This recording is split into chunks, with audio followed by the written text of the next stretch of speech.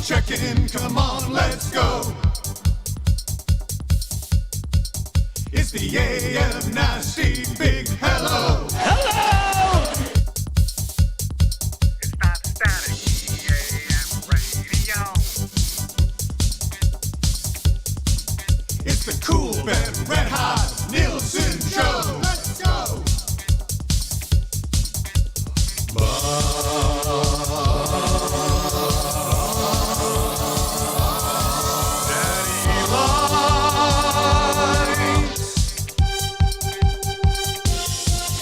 Everybody's tuning in, even my wife. Mommy likes too. And those Macromella intros are cutting like a knife. Hey, it's Mitch texting in, he's your dealer for life. Let's crack at 6 o'clock and log you with some sirloin bites.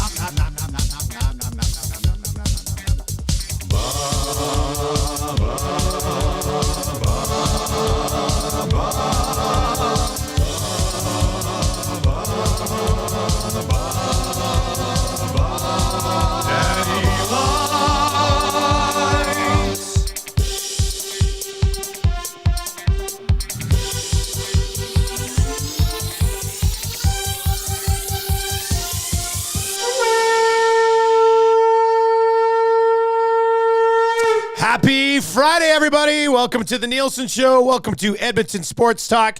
And you, Oilers fans, are cheering for maybe the best team in the history of hockey. Maybe the best team in the history of hockey. What do you say? 1-5-1-5-1-5-1-5-1. That's for 15. That's for 15 in a row, right? That's what you're doing? 15. You know, there's people watching, listening who are like, 15. It's, what a nice number, though. A nice round number. Right, you can do it on three hands. It's a prime number. Yeah. The fans are doing that last night. Yeah. It's just 14, 15.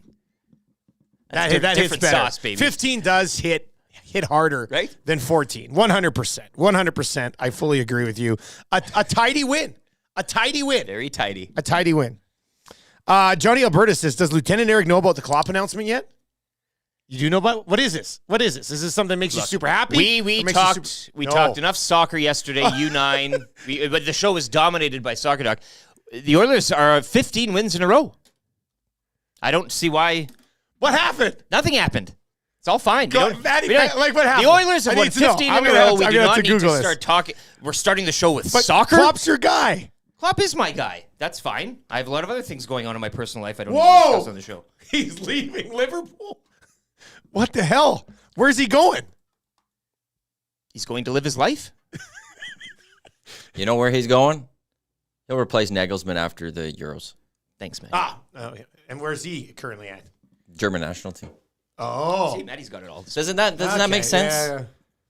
Because Nagelsmann is only signed for this buddy. Euros. Cheers. Yeah. Nagelsmann's only signed for this Euros, and then It could happen. They'll need somebody, and then he can get them on the path for 2026 World Cup. Because Nagelsmann will want to be a grandpa. Nagelsmann will want to go smoke his cigarettes and drink his beer and walk his dog. Nagelsmann will want to get to club. He's a normal one, and he's a normal person, and he'll still be with one of your clubs. He's a normal person, normal guy. Damn. The worst part about today is not even everything happening, but the fact that this individual is in here this morning. Mr. Lean. Like a dog eating guts. This is great news. Oh, this is great news. Yeah. This is amazing news. Notice how he chirped in real quick. Oh, no, don't worry. He'll be it's all. Well, it wasn't very quick. I kind of It's all to plan. They were all excited when Sir Alex Ferguson left, so now it's our turn. But Ferguson did over 20 years. All right, well, heck of a run. And my mind is elsewhere today. The last ride. I'm not going to lie. Yeah, well, this guy's focused on the 15 in a row. I'm pretty effing floored. Yeah. He's not focused on the 15, he's saying.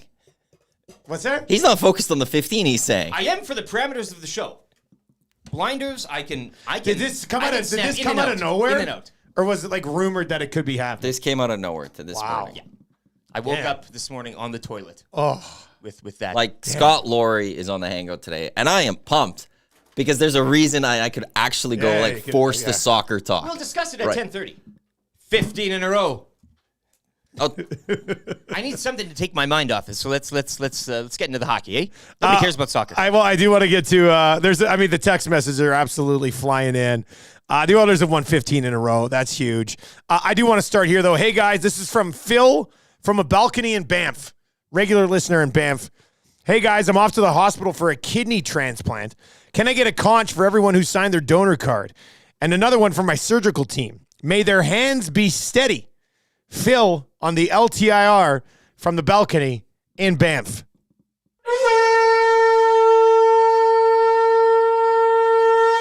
Best wishes to you, Phil. It still blows my mind that like he's on the way to the hospital for a major procedure and he thinks, gotta get a conch from the boys. Well, that means a lot, Phil. Leave no stone unturned, right? And in terms of rituals and stuff, here's to the steady hands of the surgeons. This is a fun text game we could play with the Oilers having won 15 in a row. Vance Van Vandervan is in this morning. 6:02, this bad boy rolls in. Paris Jewelers inbox. That's who you can text us, 780-218-9999, or hit us up in the nasty chat as well. Valentine's Day is just around the corner, so it's time to find something for the one that you love. Go to Paris Jewelers. Visit their website, www.parisjewelers.com. They are Canadian and family-owned with 22 locations across the country. Go see our friends at PJ's. They will look after you. If the Oilers' win streak were a real person, it'd be at the school dance with its pelvis way back so its awkward boner doesn't accidentally poke Becky Summersdale in the leg. Coming hard after that AW. Sounds like Vance Van Vandervan from personal experience. But I don't mind that game. I don't mind that game today. High school dance? No. If the Oilers' winning streak was a human, it would be. I was also thinking blank happens before the Oilers lose. Like something very rare happens. Yeah. Like pigs will fly. That type of thing. Flying cars, maybe, if you will. Hey, remember that? I still don't know how we don't have that technology.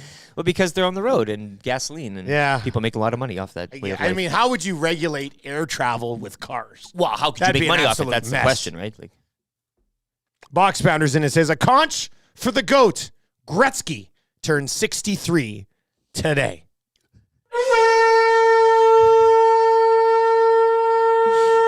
there's a couple other birthdays today as well. I think this is very we figured out. Oh yeah, that's right. Yeah, just some random personal acquaintances of ours.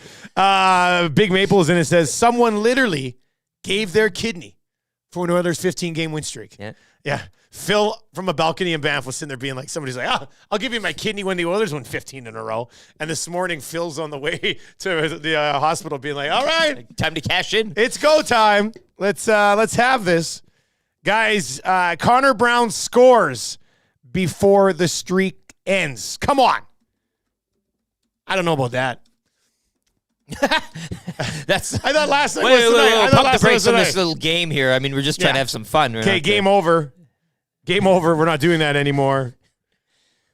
Well, Cobra in Clairview says, morning, boys. Happy Friday. Heading out to Wabamun Lake to go fishing this morning. Can I get a conch? Yeah, I guess. Sure. That's great.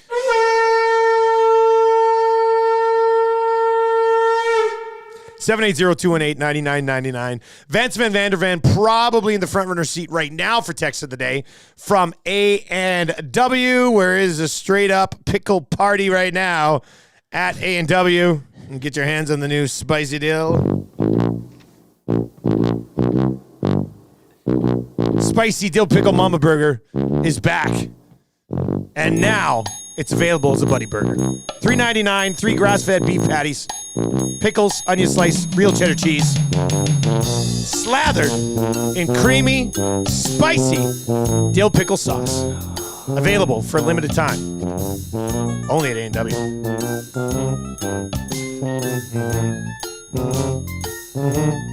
15 in a row for the Edmonton Oilers. And as you're watching that game last night and being like, man, this game is kind of a dud. This is great. The Oilers, for years, even when they had some of these good teams that went on some of these mini playoff runs, they just weren't teams that would win 2-1, 3-1, 3-0 games. They just never were.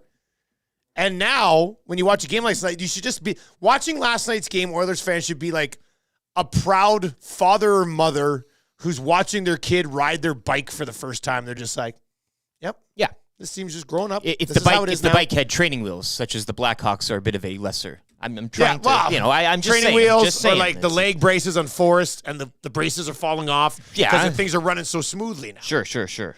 That could be something that you would. But we crow about the Blackhawks lineup and how it is, ice hogs and all that. Just saying. You take them, you take the wins. We've said it before. You take the What else are you supposed to do with them? you take the don't dubs. not take 'em. I mean, you know what? It would have Just sucked saying, last it's- night is losing to that team. Yeah. So you got that going for you. Pickard shutout. That's got to be great. A little appearance here or there. Gets a shutout, stops a penalty shot. I mean, that's good for the confidence, getting him going. I had a feeling Entwistle wasn't going to score when he picked up the puck and came in, and Jack said, hasn't scored since November. I was like, oh, man. He knows what he's Pickard doing, better yeah. stop this one. And then Entwistle basically shoots it right at him from 15 feet out. Horrible penalty shot attempt, in my opinion. But in the end, what more can you ask from Pickard? Gets dropped into a game, shutout. Team in front of him didn't give up much. Like, they just don't give up much anymore. They've got, 12 straight games allowing 2 goals or less, and they won them all. It's insane. It just looks so legit right now. Now, I mean, at some point, you think they'd lose a game. You're but going to play teams that can finish. yeah. Aside from the Blue Well, Jackets the other but- night, who did beat Calgary last night, or the Blackhawks who are, playing out the thread. 780-218-9999, 780-218-9999. We'll get to more of those text messages as they come rolling on in. Lions win Super Bowl before Oilers lose. Like, let's just pump the brakes on this a little bit. I don't want to get too carried away. Oh. We're going to get into both of these AFC and NFC championship games today on the show. Belineski is in on the nasty chat right now and says, I'm confused by watching the Oilers be a staunch defensive team. It is kind of crazy, isn't it? I really want to see these guys right now play another elite in the National Hockey League. Well, that's And I know they've they've beaten good teams during the streak, but like with how stingy they are right now, like I want to see them play Boston right now. Exactly. I want to see them play the Rangers. I want to see them play like Colorado, just to kind of see like can they do the same thing to like the best teams. Remember when The Rock would do this? Yeah, Right? yeah. That's kind of the feeling. Like you And want that. with the way it's going, it feels like they could take care of business there too. But it's been quite impressive what they're doing. Burglar says, obviously, Knob has topped the system successfully because even with every line changed, they still gave up no goals. Yeah, that's a good point too. I think I liked the lines better before than the combos they had last night. Like Nuge, Kane, Fogle. I don't know if that's a thing. But put McDavid and Draisaitl together for a little bit here and then probably split them back up, I would think. And in a game against opposition like last night, maybe you do a little experimenting. They're nothing short of options right now. Certainly going up and down so. Let's lay out the show for you today. Coming at you from the Popeyes Louisiana Kitchen Studios, where fans are probably flocking to Popeyes right now to get those collector's cups. They're available in the Oilers meal. Just go in and say, hey, I'll take an Oilers meal. You get the collector's cup. You get the spicy chicken sandwich or the regular chicken sandwich, the Cajun fries, some nugs, dipping sauce, medium drink, $16.99. Includes the price of the collector's cup. Available at all Popeyes locations. We will have your morning after show coming up here in the next 10, 15 minutes for EM Utility Locating. Just after 6:30 today, I says, pardon? What kind of caught your eye in the world of sports or even life yesterday that makes you go, huh? We'll get into that a little bit. Just after 6:30 today, we're going to crack some packs with Wayne Sports Cards. We'll go there around 6:45. Mike Johnson will join us just after 7 o'clock this morning. We'll get into the Oilers streak. Patrick Waugh back in Montreal last night. That hits. As a guy who grew up with Patrick Waugh as like my idol between the pipes, to see them roll out the little bit of the tribute there last night brought a tear to my eye. Yeah. Same thing will happen when Klopp comes back for Liverpool in a few years. Not Back in the- well. No, not ready. There's still a draft to get to. No. What do you mean? No, I'm just joking. Oh, He won't come back. Because he won't manage in the league again. He'll be somewhere. I'm sorry, buddy. I know how much you love that guy. Yeah, This is I'm really. You know what? Old conch for you and Klopp today.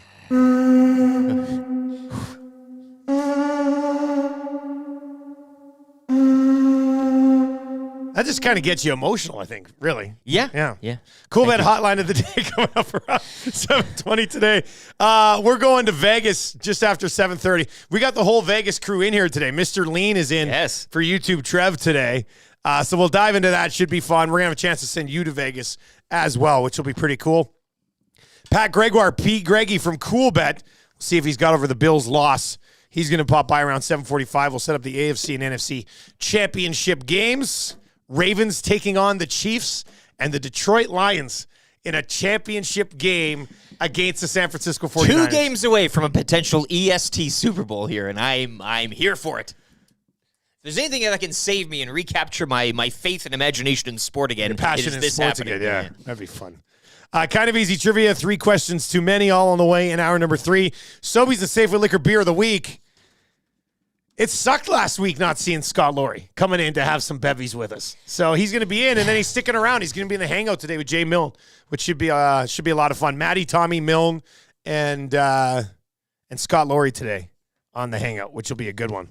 And then I will be at Boston Pizza in Windermere today, 11 o'clock with the Lock Shop. And then the reason we're there is for the oil stream at noon today. And I'll see you in the parking lot, Dusty. It's going to be fun. So if you're down in the Windermere area, swing on by Boston Pizza in Windermere for lunch today. Tommy and I will be there. I'll buy you a drink if you swing on by. Say what's up. Looking forward to that today. It should be a lot of fun. We'll get down there, get set up, and we'll be live at Boston Pizza in Windermere from 11 to 1 today. 780-218-9999. 780-218-9999. If you need a conscious morning, hit us up. This one is in from old T-Roy. Yes. Can I get a shout out to your nephew Tanner, the White Rabbit, making his basketball debut today? That's his basketball nickname. That's a the White Rabbit. I love it. Yeah, that's a good one. Does he have red eyes? No, I don't think put in so. red contacts specifically for that. Just to rattle people. He is a rabbit. Who is that? That's a White Rabbit. What other middle schools around the city are like, man, have you heard about the White Rabbit? He's got these weird red eyes. Rumor has it if you get one of his socks, you get good luck for a whole calendar year. Yeah. Damnius, I think, is a Winnipeg guy. He's in and says, as a fellow Liverpool supporter, I am sad too. Stan, the Jets fan. And a Pooley fan. So it's hitting everywhere. Atif checking in. Lions are going to win the Super Bowl before the streak ends. Bob Stauffer goes on EST Hangout before the streak ends. Did you see the photo of... I saw it. Did he text you too? Yeah. Yeah, Atif texted me last night a photo of him and Stauf. Stauf was leaning into that one. Stauf was leaning out. He was pretty fired up. Yeah. What did old Atif tell him, eh? That was, yeah. Hey, Atif says to me, he goes, hey, future Edmonton Sports Talk guest, I hope. And I kind of replied to the picture. I was like, And then Atif said, I'll work on the contract. Did you get that too? I was just like, yes. Atif. It's nice to have him out there, doing the work. Go get that guy. Get that Go fish. get that guy. That would be great. So the Oilers have won 15 in a row. Pretty good time to be alive if you're an Oilers fan. We'll get to some goal songs for Sport Ball coming up in the second half of the 6 o'clock hour. We got some Hyman. We got some McDavid. We'll get into that as well. But let's dive into your morning after show as the Oilers get it done yet again. Oh, this is the song that gives me a little bit of an issue with it. Oh, we're good. Played so much. We're good. There's something happening here. The Oilers look a lot better this year. Another win, put 2 points on the board. Telling me your faith is restored. I think it's time you stop, listen, here we go. Wake up with the morning after show.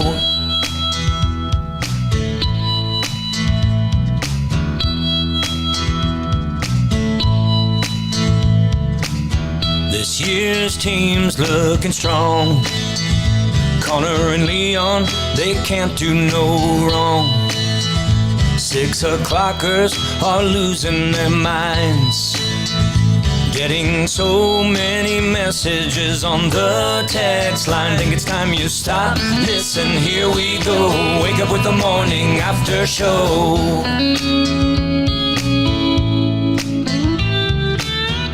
All right, it is the morning after show right here on the Nielson Show. And the morning after show today and every day brought to you by EM Utility Locating. You can give them a call, 780-222-9497, or visit them at emutilitylocating.com. We are talking GPR and concrete scanning. We're talking damage prevention, planning, design, education, and training. That's everything. Everything you need for a job down below. Basically, these 4 boxes here. They'll help you plan it. They'll help you design it. They'll help educate you on it. And they'll train you to get the job done. emutilitylocating.com. Be safe at the workplace with EM Utility Locating. This is an interesting conversation. Was it in a text or was it in the nasty chat? Yeah, Penner's Pancake says, it wasn't pretty, but 2 points is 2 points. And yeah, you're milking. Everybody's milking. You're milking the points. You're feeling good about it. But like, I look at it and I know they had to get a couple later to seal it away and an empty net and stuff, but what do we mean by pretty? Because they had 34 shots and won a hockey game by 3 and didn't allow the opposition to score a goal. Like, I don't know. I mean, that's pretty good. I think, are you used to now playing this level of opposition where they just kind of don't really kick it into high gear? I mean, it wasn't a playoff atmosphere because they don't last need night. to, No, but they still win. I get it, but now you're lulled into this almost a sleepwalking of sorts, and maybe a taste from the other night against Columbus too, where they have kind of every second game maybe not played a full 3 periods, right? Leaving 1 here, maybe 2 or something like that.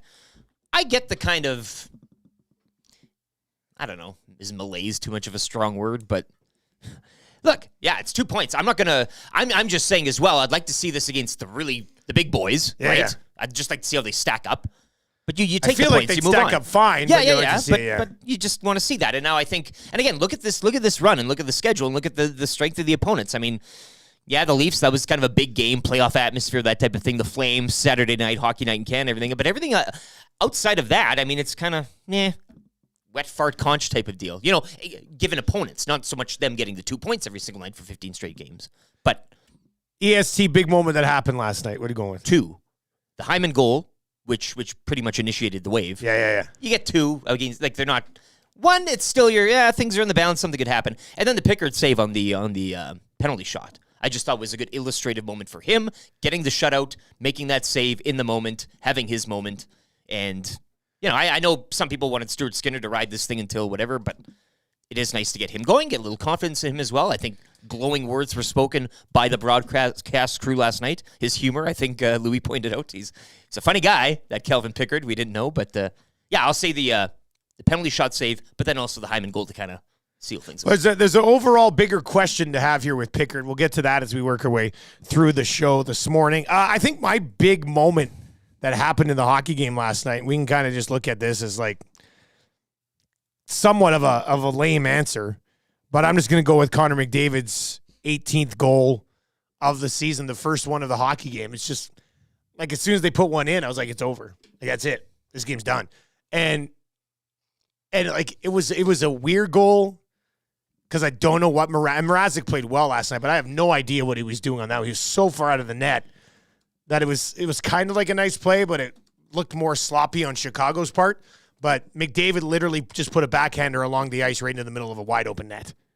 And at that point, it was just like, that's it. It's over. It's done. Like, Chicago's not coming back from being down even 1-0 against the Oilers with the way that they play right now and the fact that Chicago literally has zero danger or threat of offense in their lineup. So I'm going to go with the very first goal last night. It took them until the second period to get it. But once they did, you kind of felt like that was it. Super stat of the night. What are you going with? Sorry, if you'll just give me a moment here. We're at to get 1.000, 1.000, 1.000. Again, a shutout. It's good. It's Stuart Skinner's been playing very well, the Grand Few record and all this stuff. But again, it's nice to see Pickard. And you mentioned, Chicago is not, a threat of scoring or putting up multiples on you or anything like that. But again, it's a shutout. He gets the credit for it. Good. Put that in the old memory bank and the confidence bank and move forward. Super stat of the night. I don't know if I'm going to go with an individual player on this one. I do like the fact that they managed probably because of the game situation, but Kulak and Desharnais were both over 16 minutes last night. Not a lot of special teams action in this game. Just the penalty kill was on fire. Yeah, penalty kill, unbeatable. Can't even do anything. They were 100%. Teams don't even take, they say, no, thank you. I don't want this. This was a nothing game last night. I know. Nobody will look back. Well, you know what? Pickard shutout. And that's what I'm saying. That makes it kind of memorable. I'm trying to think of why we would think back and remember this game. Pickard sliding in, getting his first shutout since whatever it was, like 2018 in the National Hockey League. That's a big one. I will go, and they won 58% of the draws. They've been doing really well in the circle as of late. Special teams, they won power play. They scored on it. They didn't even take a penalty. I mean, there's not a lot of super stats from the game last night. Took care of business. They had like 26 giveaways or whatever in the last game, just 12 in this one. And that's good to see. Dial that back in a little bit. So you got that going for you. Oilers fans, where you at? Hit us up in the nasty chat on YouTube. We're at 780-218-9999. 3 stars last night. Pickard with the shutout. Connor McDavid, 2 goals and an apple. And Mrazek getting 3rd star in a losing cause. He had a save percentage of .939 last night. So he played well last night. Not well enough to steal one for the Chicago Blackhawks. But those are your 3 stars. Who's your 4th star of the hockey game? It's Zach Hyman. Club leading 29th, scores again. Again, part of one of my big moments that happened and getting that increasing the lead to 2-0. Just going further down on his stat line, I think 4 or 5 shots, something like along those lines. I mean, he's looked like he was going to have that empty netter too until he was tripped up. So look, whether they're disallowed or missed empty net or whatever, he only scores when it's very, very difficult, right? Like that's the Zach Hyman we know and love. So I'll give it to Hyman, 4th star, a goal +2, 4 shots, just over 20 minutes of ice time last night. Let's see here. Nick Foligno, 38th star of the game. Took the penalty, led to the goal.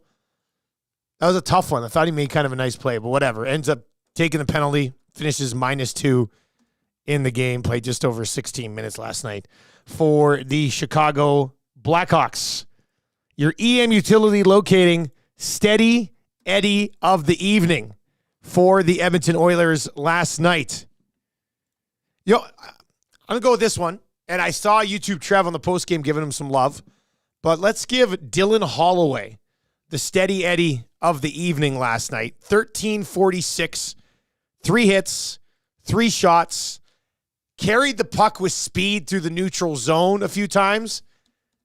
Better than most bottom 6 forwards do. You watch him, you go, I can see why there would be some thought process here that he's going to be a top 6 guy down the road for the Edmonton Oilers. Trending up, hey? Yeah, Holloway has started to click a little bit here. So let's make Dylan Holloway your steady Eddie of the evening for EM utility locating.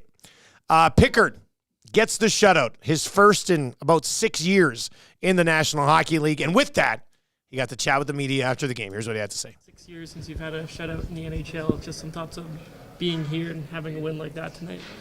Yeah, shutouts are definitely a team stat. I thought we defended well all night. Definitely took over towards the latter part of the game, and I made some saves, but I thought we cleared out a lot of rebounds and blocked a lot of shots. So it's definitely a team shutout for sure. Kevin, you haven't had a start in 2 weeks. How have you been able to stay sharp, and how challenging has it been for you to try to stay sharp? Yeah, I've been through this before for sure. Practice time is big for me.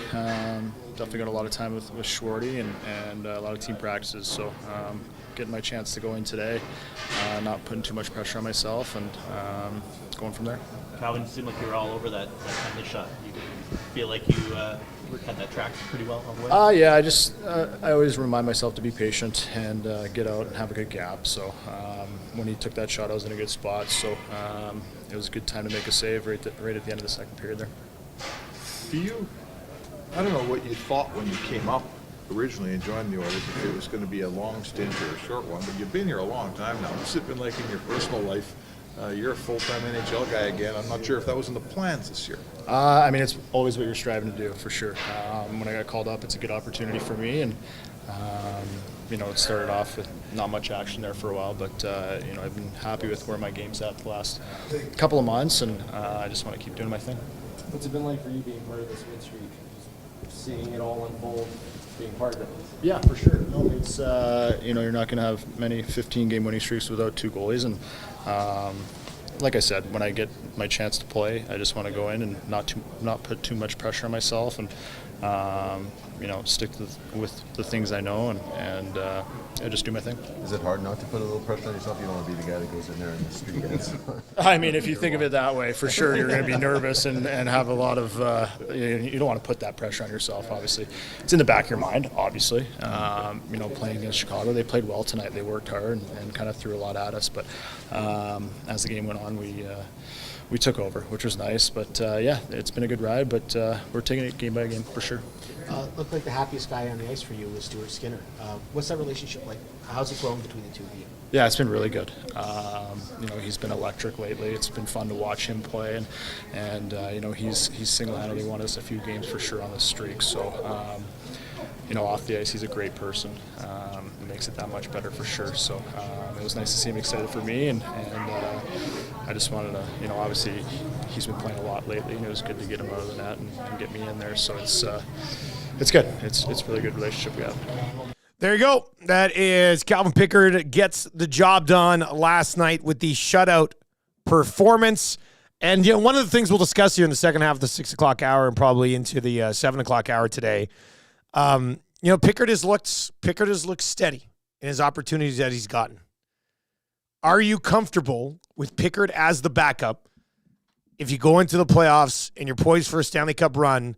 And look, this is the way you have to look at it. If Skinner were to get hurt, are you comfortable with Pickard being between the pipes to try to get the job done? Yes. Today. Could be your Aiden Hill. Yeah, I'm torn. Could be your Aiden Hill. I'm torn on it a bit. But they're playing so well in front of these guys. Maybe the answer is yes. What say you? Do you still see the need for the Oilers to upgrade the backup position, or is Pickard good enough to be the guy? I mean, if you want to acquire a goalie, the Nasty Chat is not the place for you right now this morning. I'll tell you that. Yeah, much. yeah. It is a full. You it think is a disrespectful. pickle party is one thing. This is a Pickard party. They're I'm having. just asking a question.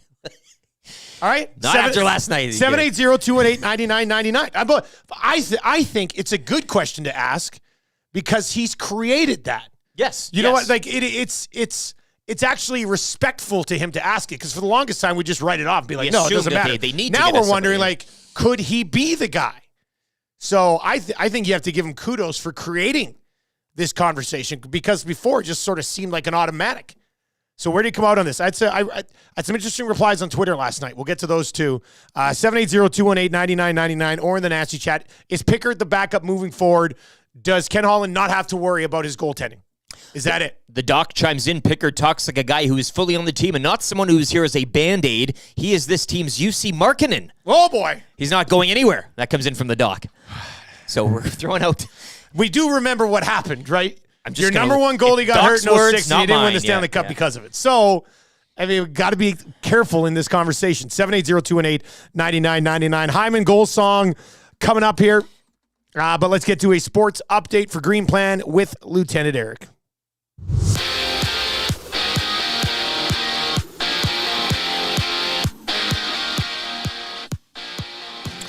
Calvin Pickard, 27 saves and a 3-0 shutout of the Blackhawks as it's 15 straight wins now for your Edmonton Oilers. Connor McDavid scoring twice. Leon Draisaitl had 3 assists. Oilers chase 16 in a row tomorrow afternoon when they welcome in the Nashville Predators. You can join Tom Gazzola and YouTube Trev tomorrow afternoon, 12:30 for the Oil Stream pregame show right here on Edmonton Sports Talk. Elsewhere last night, Preds edging the Wild 3-2. Thomas Harley with the overtime winner. Dallas 4, Anaheim 3. Columbus stumped Calgary 5-2. Patty Waugh taking the loss in Montreal as the Habs top the Islanders 4-3. Bruins getting past Ottawa 3-2 in overtime. Brad Marchand with the winner. Oil Kings back on the ice tonight to visit the Red Deer Rebels. Puck drop 7 o'clock. The club returns home to host the Wheat Kings Sunday afternoon at 4. Just one game in the PWHL tonight. Ottawa visiting Montreal. Over to the NBA where the Knicks blow up the Nuggets 122-84. New York have won 5 straight. Celtics 143-110 victors over the Heat. Boston have won 3 in a row. And the Lakers over the Bulls 141-132. Lakers a comfortable 6-4 in their past 10 to remain 9th in the West. Raptors back on the court tonight against the Clippers in one of 8 games. And you can join the entire Edmonton Sports Talk crew for Super Bowl 58. We'll be on location at the Centric Casino Sports Bar and Lounge, Centric Casino Fort Road, February 11th. Menu items under $10, 6 o'clock or lager in the can, and your chance to meet Renee with prizing throughout the day. Sports Update brought to you by Green Plan, providing you with award-winning environmental planning and consulting services. Whether it's municipal, industrial, or residential, plan it right with Green Plan. Visit green-plan.com or give them a call, 780-455-4292.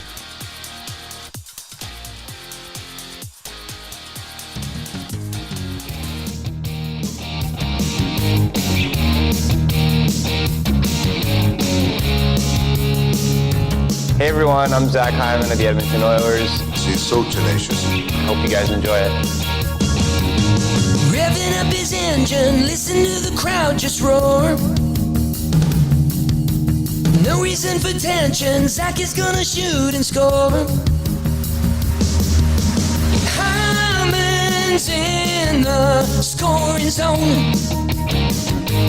Right into the scoring zone. Signed for 7 years, now he's playing by McDavid's side.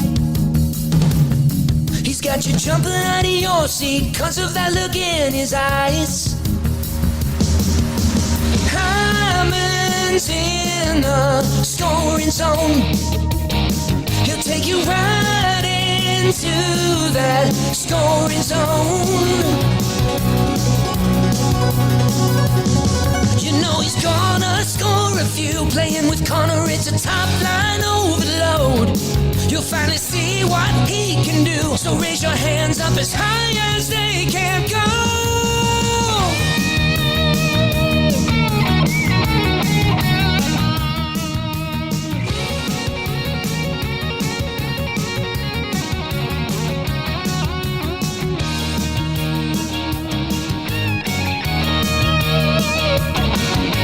He always said that was a magician's secret. And his energy is contagious. Playing with an edge, that's what you're gonna see. Taking the next step, cause he's no longer with the Leafs. Hyman's in the scoring zone. He'll take you right into that scoring zone. Hyman's in the Zach Hyman scoring in the scoring zone all year. Of course, all of our goal songs, Nielson Show originals, brought to you by the fine folks over at Sport Ball, because kids love Sport Ball and kids love goal songs. Also, parents love Sport Ball as well, and they probably love goal songs too. You want the best possible way to get your kids started in sports? It is Sports Ball. End of story. Your kid will have a smile on their face as they learn multiple sports in the multi-sport program, and then they've got other individual sports programs. As the kids get a little bit older, you can visit www.sportball.ca for more info on all these sports programs that they offer. Spring registration is open now. They do birthday parties and stuff. It's a good time with Sport Ball. Visit them at sportball.ca. We're going to get to Ice's pardon here in a little bit. Lots of discussion on the goaltending situation with Pickard coming in and playing how he's been playing. Kevin is in and says, hey, guys, I would feel comfortable going into the playoffs with Skinner and Pickard in net. Whenever called upon, Pickard has played well. For the doubters, maybe Pickard should get a few starts against strong teams to make sure before the trade deadline. And that's an interesting one because I threw out my 3 quick thoughts after the game last night. And one of the guys who replied, because I was thinking the answer would probably be like, you know what? First of all, you definitely just hope that Skinner stays healthy, starts every single playoff game, and you can go on a run. But Austin replied last night on Twitter with it. This is just part of the conversation. Pickard started 7 games this season. Only 2 are against teams in the playoffs. And he lost both while posting a sub-900 save percentage. So, yeah, we need a backup goalie. Small sample size, I guess you could argue, if you want to debate the point. Yeah, it's a very small sample size. but interesting. The 2 games he's played against playoff One thing, teams though, didn't go well, an but- analytic won't pick up. And again, I go back to the broadcast last night. It was mentioned, obviously, Pickard starting, so he was getting a majority of the talk He in the fits in conversation. well, But doesn't he? he fits in the room. A guy that understands his role and is perfectly fine at this stage of his life and his career in being that guy. Keeping the room together, loosening things up. You can go out and get a guy of his equal talent. Like, there's a lot of goaltenders, or like, pick one, right? But he's already established himself in that room. You don't have an analytic to measure that. And I think that's a key stat as well. Certainly, maybe appearances against some of the bigger boys, maybe want to see that, maybe get more of a sense. But following last night, getting a shutout, stopping a penalty shot, yucking it up in the post game, seems like an ideal fit. Why would you want to break that and go get something else? Yeah, and that's a good point. If Pickard's fitting in his role perfectly, and you're going to disrupt the room by bringing in somebody who might be marginally better, or maybe knows? not, Yeah. and you have to give up something to get him. I don't know. I don't know if that's worth it at this point. Focus on using your assets to get one more forward and one more defenseman prior to the deadline. Johnny's in and says, this was the reply to Austin, says he's 5-2 with a 2.34 goals against average and a .915 save percentage. What the heck more do you want from a backup? Well, you want 7-0. Yeah. In a cap world, you can't have everything you want. So, I mean, he makes That's a good quote. He makes a good point. And this one was a reply to the original tweet that says his play has been good, definitely up to the standard of a backup. They also have Campbell as insurance, if need be. Oh. Bold take. Realistically, what kind of assets are you willing to give up for a different guy who might be marginally better and will be sitting on the bench in the playoffs? And some of you subscribed to this theory a long while ago. I understand that. That may have been your thought all along here. But I did put out a tweet moments ago, define Kelvin Pickard. And? Some interesting responses. Tube socks, functional, designed to be practical and useful rather than attractive. Corky says the NHL Comeback Player of the Year. That's maybe on the other end of the... We're probably taking it a little bit too far. Josh Sickler, International Man of Mystery. And then Oil Dynasty 2024 1A AHL goalie. Look, again, to echo all of your points in the discussion we're having here, what if not him, then who? And it's got to be something better and not giving away, the world in which you would probably have to do in this case. And hopefully in a perfect situation, this person doesn't even factor in in the playoffs. He's your right? insurance policy, not Campbell. Yeah. Like last year in the playoffs, Skinner didn't play well. Campbell played better. They still didn't go to Campbell. They still just stuck with Skinner. Like it's Skinner's game. We know that. So do you really have to give up assets to upgrade what you have now in Pickard? And I think he's played well enough that you sort of cross that off the list for now.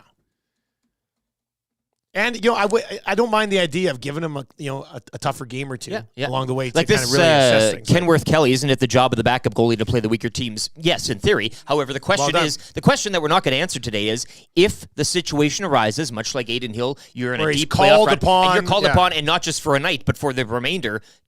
We're not going to answer that today, and you'd never know the answer until you got there. But what do you think he could be that guy? I guess is the question. Zulu says, Pickard is doing exactly what is needed. You do not need an upgrade. I think most people would probably fall into that category right now. You can text us anytime, 780-218-9999. All right, let's get into this. Brand new segment we launched earlier this week for Lawyers Central. Get a clean slate at an affordable rate because everyone makes stupid mistakes.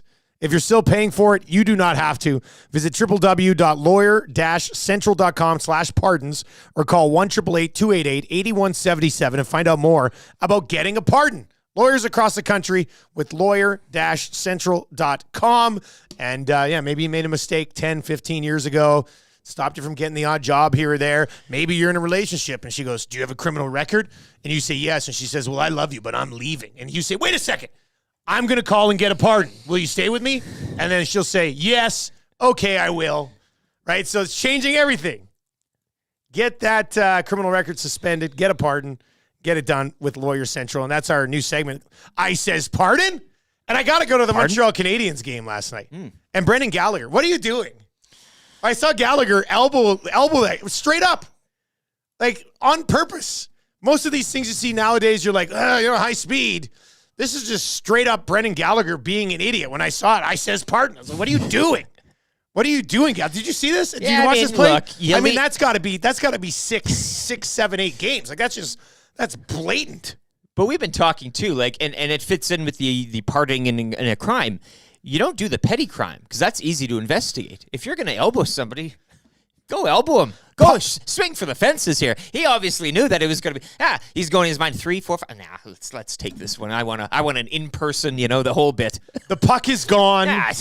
The players it's just that's one of the dirtiest plays I've seen in the National Hockey League in quite some time. Now this isn't Pavel Bure with the mother of all elbows on Shane Churla. It's not that level. But it might as well be in today's game. Like, there's no way that's not at least 6 games. Neutral zone, almost middle of the ice. Middle of the ice, you're like right there. The entire spotlight is. It's not like you snuck it into the corner. No, he was turning along the boards. His head was down. Gallagher just for no reason at all. How in the world in 2024 in the National Hockey League do you think that is even remotely something that you could get away with? It just makes no sense. I know there's a lot of plays that happen throughout the year where we debate them and we go, wow, here, what about this? Well, everybody last night was like, this dude's going to be suspended for a long, long time. Like, what are you doing? Well, maybe, again, Patty Waugh's return, he thought all eyes are on Patrick. Yeah. Patrick. Pardon, Brendan Gallagher? Not even Lawyer Central can get this guy off. Like, this is the challenge. This is the challenge. This is Pickard facing the Bruins. This is your, here we go. Like, Gallagher, I suggest giving them a call, 1-888-288-8177. That really rolls off the tongue, actually. That's a nice number. Or visit lawyer-central.com/pardons. But I'm not even sure they can help you out here. And they're probably great at their jobs. They take on the case, and he does get off. Wouldn't that be something? Real good buzz. Totally absolve him, eh? Turns out Gallagher got a $5,000 fine. The max allowable. Yeah. Well, how'd you pull that off? He was drawn into lawyer-central.com/pardons. It's all magnets. X-Ray J is in. He's starting to get it. I says, pardon? I woke up and it appears that I have pulled a hammy and I need to work. Ooh. WTF? In bed too, eh? Pulling the hammy in bed. Not only does that hurt, that's really embarrassing. The old night twitch. That's really embarrassing. He's doing that dream where you're all over the place. I haven't had one in a while, but when I get really dehydrated, like at nighttime, I'll be sleeping, my calves will start cramping up. Yeah. And I can't remember if it's like in a dream or if I'm actually in bed being like, my God. The arch in the foot kind of folds and you need to do. That's the worst. That's the worst. Grounded. What are you supposed to do there? When you get grounded, you got to get out of the bed and. Is that how you get rid of that? Just plant your foot on the. See, I just cry like a fresh baby. I'm just like, take it until it's done. Oh God, please no, please no. Anyway, X-Ray J, sorry about the hammy, bro. That sucks. I says pardon for lawyer-central.com/pardons. This text is in and it says, the Avalanche won the cup with marginal goaltending. We have time to see what Pickard can do. I would not give up a ton of stuff for someone, especially with the talent that appears to be available. We already have a boat anchor of a contract in the minors. Yeah, I mean, if they were, And the times are changed. You don't need. There's not a lot of guys available. Yeah. You're not sure any of them are better than Pickard. Yeah. And Pickard's been fine and fits in really well with your team. Check. Keep him. Don't worry about going out and get a goalie. Put all your focus into a depth defenseman. You'll have to have somebody just in case there's an injury. And then I would still say another, in a perfect world, another bottom six forward that has the upside to possibly play on the wing in the top six at times. And if you don't subscribe to the Pickard theory, what else? Show your work. Like where else would you take it? You can't just say no. I mean, at this point, you need an answer. You need to give an answer. And I think we've gotten to the point where, you make it. You nailed it. You can maybe talk about an in-house answer, but even that is maybe a few steps away. We don't need to be. He is the in-house answer. I mean, that's just like Rodriguez has been playing really well, and this Dr. Dry texts in. Kevin Whitley was on Flames radio yesterday talking about the Oilers goaltending. Beginning of the year, dead last, allowing the high danger chances off the rush. Week after Knobloch, of course, we know how the defense. And he mentioned that Campbell never had a chance to play behind that defensive system. Yeah. Who's to say? Oh, 100%. Who's to say? So this is the whole Cornelius got stuck with McAdoo the entire time. with Mr. Lean in here, I almost want to bring up Chris Jones so we get a 10-minute rant. But I do.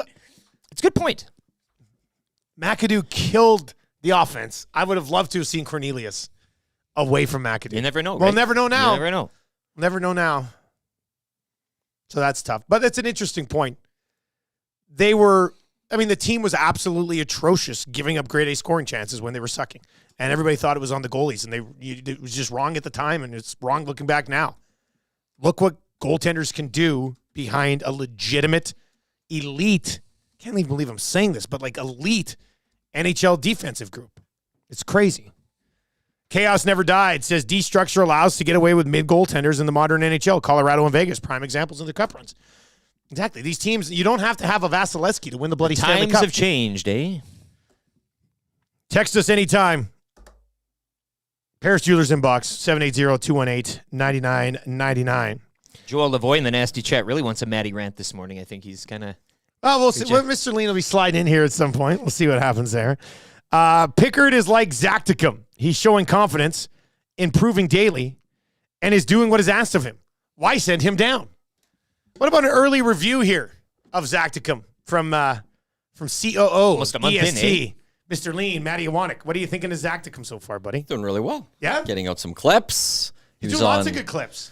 Like good clips, too, not just like throwaway clips. Yeah, he was on with YouTube Trev last night on Pre and Post. He was around here in the building yesterday, so... A little humor in the room, right? He can... Absolutely. It's all going good. He's doing a great job. We still haven't done the basketball game where you and him go one-on-one. Yeah. Was that in the car? I didn't even know. I don't know. Just the height-wise. I think height-wise would be good. True. Yeah, that'd be... You've got the weight size, but you've got the height. I'll bully ball him. Like, just back him in. Sorry, kid. I hate to do this. It'll pay me to do it. Like, sorry, Zach. He's got bloody nose. Like, first play, crunch. I'll even drive him home after and drop him off with his parents and just be like, sorry, it's part of the business.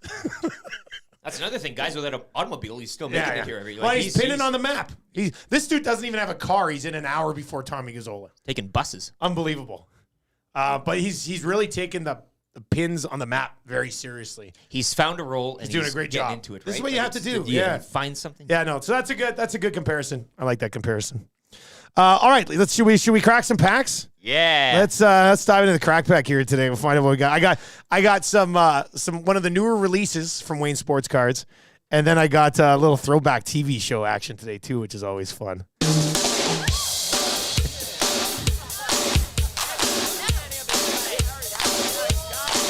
If you see a card store on the side of the road, you think, gotta tweet it to the Crack Pack, yeah.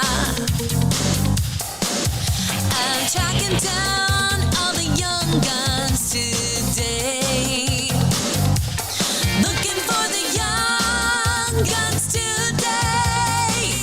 Looking for the young guns today. I got me a card, it's a heck of a pull, and we're tweeting it out to the Crack Pack.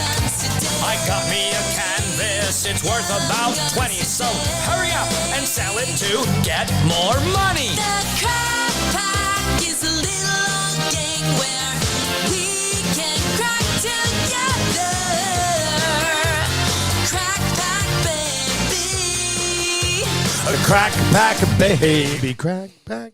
All right, we have a blaster box of 23-24 artifacts that we are going to get into today. You can find these at Wayne's Sports Cards. And we have 7 packs. You know what that means. There, you take those 3. Yeah. Mr. Lean. Ooh, sorry, buddy. I almost took his eye out. Sorry, man. That came in hot. I forgot you're still kind of like 1.5 armish over there. All right, so artifacts. This is one of my favorite products. This is great. You can get these. You can get the blasters. You can get the full boxes. Willie Nylander. Oh, boy. Carter Verhaeghe, Chris Kreider, oh my goodness. Jeff Skinner, and the Nuge. Leon, Draisaitl, and Nuge to start. What about this for a start? Card. What about this for a start? Great looking card. This is real nice. Mitchie Marner. The Artifacts base are always one of the best looking base sets. I love this. Yeah, they're really clean. Cole Caulfield. That's one of the subsets. One of the parallels. Kate's Kendra Miller, Jamie Benn. Now, these blaster boxes, I do think it does say look for autograph and game-worn jersey cards in the blasters. Come on, baby. So let's see here. Come on. It's a little thick here. Artifacts rookie out of 299. Levi Merilainen, a goalie for the Ottawa Senators. There you go. Maybe that's something that could. Merilainen. People are talking. Why? How come the Oilers haven't traded for Merilainen yet? Matty, anything juicy over there? What'd you get, buddy? Nothing really. Brent Burns, Alex DeBrincat, Pavel Bushnevich, Neil Pionk, and Chandler Stevenson. All right, and then just regular ones. I got these. I think we might have done these before. Is it Elf? No, it's not Elf. But we're going Mr. Furley hunting. Three's Company. We got Three's Company cards. They've got a bunch of old wax at Wayne's, and it's fun to mix these in. Hernan loves. Now, look, this is mine, his I show. can feel it right now. My thing doesn't have a piece of gum. Oh, you can have some. Imagine back in the day getting a pack of these cards and not getting, because when did these come out? 70s, 80s? You'd have to write them back a letter. 1978. Imagine a kid in 1978 Here, have yourself. opening up his cards and not getting a pack of gum. Unbelievable. Zany Bachelor Jack. Who's the maintenance man there? Don Knotts, eh? He's in this show. Yeah, Mr. Furley. Is that yeah, Furley? Mr. Furley. Yeah, Mr. Furley. 3 for the show. Are these stickers? Yeah, I think so. These are stickers. So you could put Jack. Oh yeah, 5 stickers. Oh, this is gonna be great. Okay. And oh then boy. You get the. We have Oh, to that's complete the oh board. here. Yeah. Hey. Yeah. Oh, it's the same one. We got the same one. I was like, wait, did we get his head? Have it, you. 3 for the show. Janet, Jack, and Chrissy. Jack, you should go far in life. The farther, the better. That's Mr. Hooper. Wacky roommates. I think. This is. Dream Girl Chrissy. This is an excellent looking picture. Susan Summers, rest in peace. Slab it. Yeah, bro, we'll get that one graded. Anyway, lots of fun. You go down and just look at the wax there at Wayne's. There's a bunch of different things you can get into. Have we done Elf cards? I have bought them a down there. few You for bought them like for yourself, family haven't you? and friends, but Yeah. I'd love to crack a pack of Elf. I'll throw this out there now. Very, very confession-y for a Friday compared to a Tuesday. But I never watched Elf. Not one show. I don't understand. I don't know anything about him. He's an alien. So he is an alien. I was just going to ask. I've He heard eats he's an cats. alien. He eats cats. He eat, like cat sandwich, and then so he lives A with cat the guy. sandwich? Lives with the family. You love the dad. I can't remember his name, but that's He's been on other shows, hasn't he? This Elf? dad? Oh, no, the dad. Yeah. Yeah. He's been around. He's got those thick glasses. Yeah, those yeah, thick yeah. frame glasses. Classic, like late '80s, '90s dad. Yeah, I love Elf. It's Yeah, never. I did, They got to reboot it. Do they have it any like Netflix or Amazon Prime? I feel like that should have a. And am I missing out on the Elf content here? Like, Elf. I know. Whenever I say Elf, you think of the ELF. I always go immediately, ALF. the Will Whenever Ferrell anybody movie, says yeah. Elf, I think ALF first Yeah. thing. I don't have time to get into it, but I did. Maddie, did you watch Elf growing up? Like, Yeah, of course. Of course. Alf. Yeah, I've seen it. how many seasons was there of this show? Like, you guys are a little bit younger than me. I wonder if maybe it was like. No, I feel like it would have been right in my 86 wheelhouse. to 90. It would have been. Yeah. So I would have been 5, 6, 7, 8. I saw the reruns of it all. What channel would that have been on? Because I only had CTV and CBC on the farm. Well, it was So NBC. Okay, so that's why. But I never saw I don't. Elf. Well, I'm sure some Canadian network carried it. No. I don't think so because I never saw it on TV as a kid. I Yeah, mean, maybe Planet, I'm wrong. but- Planet Melmac. Thank you to Barry the Cheater. Elf is from Planet Melmac. That's where he came from. Huh. It's kind All of right, ET, anyway. you know, all that stuff. Let's get to a sports update here. We'll get to that. We got Oh, you Mike. can watch it on Amazon Prime. Is it on Prime? You can watch Prime. Maybe I'll watch one First 2 episode. seasons is on Prime, apparently. Give me a show that you would compare it to. Is it? It's it's late 80s, 90s television. It's your hard to sitcom with compare. The house Yeah. and the family, like it's just a Is nice. it kind of like Married with Children, but with Yeah, like an elf? with, like, a similar to weird- Three's Company, but with an alien. Yeah. And they're all watch it with the kids. They'd love it. And you had the elf dolls. Like he was an alien. big but deal. He was our alien. That was a big deal. Nerd and Punk says, confession, I still have my elf teddy bear. They were huge, much like a Teddy Ruxpin, if you will. I remember Teddy Ruxpin. Yeah. I remember Teddy Ruxpin. That had Teddy, some depth. to Teddy it. Ruxpin was legit, Yeah. for sure. Speaking of legit, the Edmonton Oilers have won 15 in a row. Can you believe this? This is ridiculous. They've won 23 of their last 26. It's like some fairy tale that everybody's just going to wake up at some point and be like, oh, damn, it's only November. We haven't even got to American Thanksgiving yet. Woodcroft. 6 o'clock Loggers coming out in 2 weeks. Like that'd be nuts. Sports Rewind for Universal Rewind with Lieutenant Eric right now.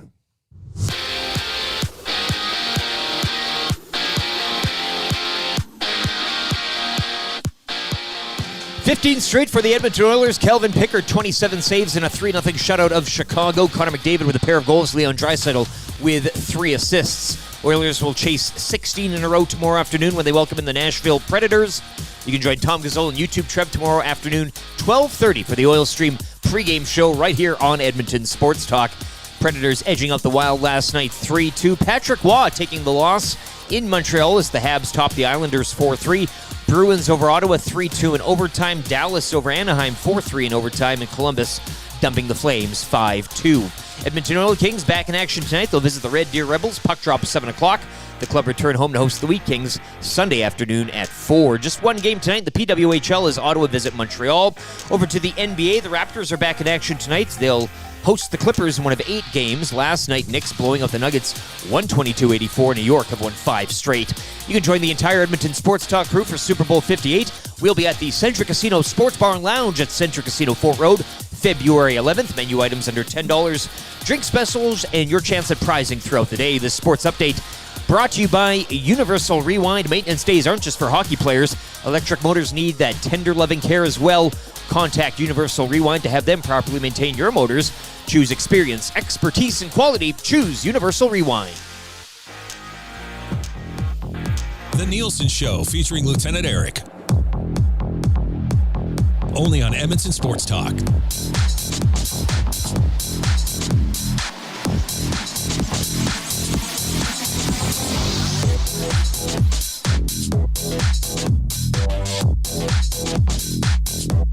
.701 on the Nielson Show. Thank you very much for being here. Tell your friends about Edmonton Sports Talk and how easy it is to listen. The Nielson Show, uninterrupted every single day for you. We're just all about the content. It's just that simple.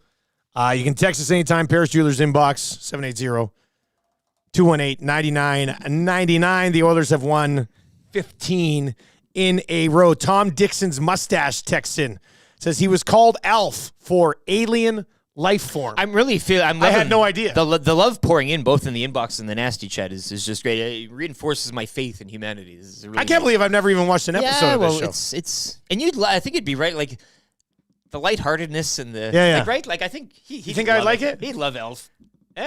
Like a good-natured It's show? been a long time since I've watched this. Yeah, it does maybe translate to Do you think modern it's day, aged well? I don't think kids today I would. think so. Yeah. Like it was just like it was family comedy. It wasn't like supposed to be not lewd or anything. No. Dusty, I too grew up with Farm Trovision. I remember watching that show. Wasn't on long though. Keep up the good work, gents. That's in from Hank. So he said he grew up with like just 2 channels too. And That's Hank's first text in. yeah, welcome aboard. Having to do the with first Elf. time the Oilers have won 15 in a row. And the first time Hank has ever texted in was about the TV show Elf. And then another number, first time texting in, Teddy Ruxpin is on Prime too. Yeah, Teddy Ruxpin was legit. Teddy I remember Ruxpin and Elf Ruxpin. drawing in texters for the first time. I love it. That's the content Yeah, we well, want. what are you here. supposed to talk about after a 3-0 tidy shutout win over the Chicago Not much Blackhawks? else. I mean, we got the Coolbet hotline of the day coming up. Pat Gregoire from Coolbet's going to pop by to set up the AFC NFC championship games. That'll be happening as well, and lots more discussion here as the Edmonton Oilers just look like a finely tuned machine right now. Our NHL analyst today, Mike Johnson, is brought to you by Pro-Am Sports, your locally owned sports memorabilia and apparel specialists. You can find them just north of the Yellowhead or on St. Albert Trail, 128th Ave, or visit them online at proamsports.ca. Like you, they are sports nerds too. MJ, good morning, buddy. How you doing? All good, boys. How we doing? Maybe it's Chicago. That's the kryptonite to the Oilers right now. Because what was it, 10 days ago they played Chicago? Yeah. They didn't play well. They had like 15 shots. They didn't probably deserve to win that game. Last night, it was a relatively even game. And you think Chicago, with all their injuries, when you look at that lineup, like that's one of the lineups you look at before the game, you're like, we're going to kill these guys. Like we should absolutely hammer these guys. And they put up a good fight, and Mazda's having a good year. But I don't care. I'm sort of reading some of this like, well, they haven't played good teams, and look at the teams. They're not the best in the league. I'm like, get out of here with that noise. It's 15 games 15 in a row. Forget it. It's NHL caliber.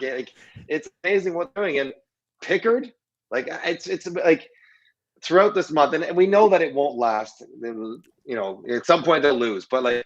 They needed a top 6 forward. Now all of a sudden Fogle goes out there and he's a point-a-game player for 15 games. They need another goalie. They need 2 goalies for that matter. And that's Skinner, obviously one of the best in the league the last month. But Pickard goes in there, he gets the shutout. I don't know what you can say.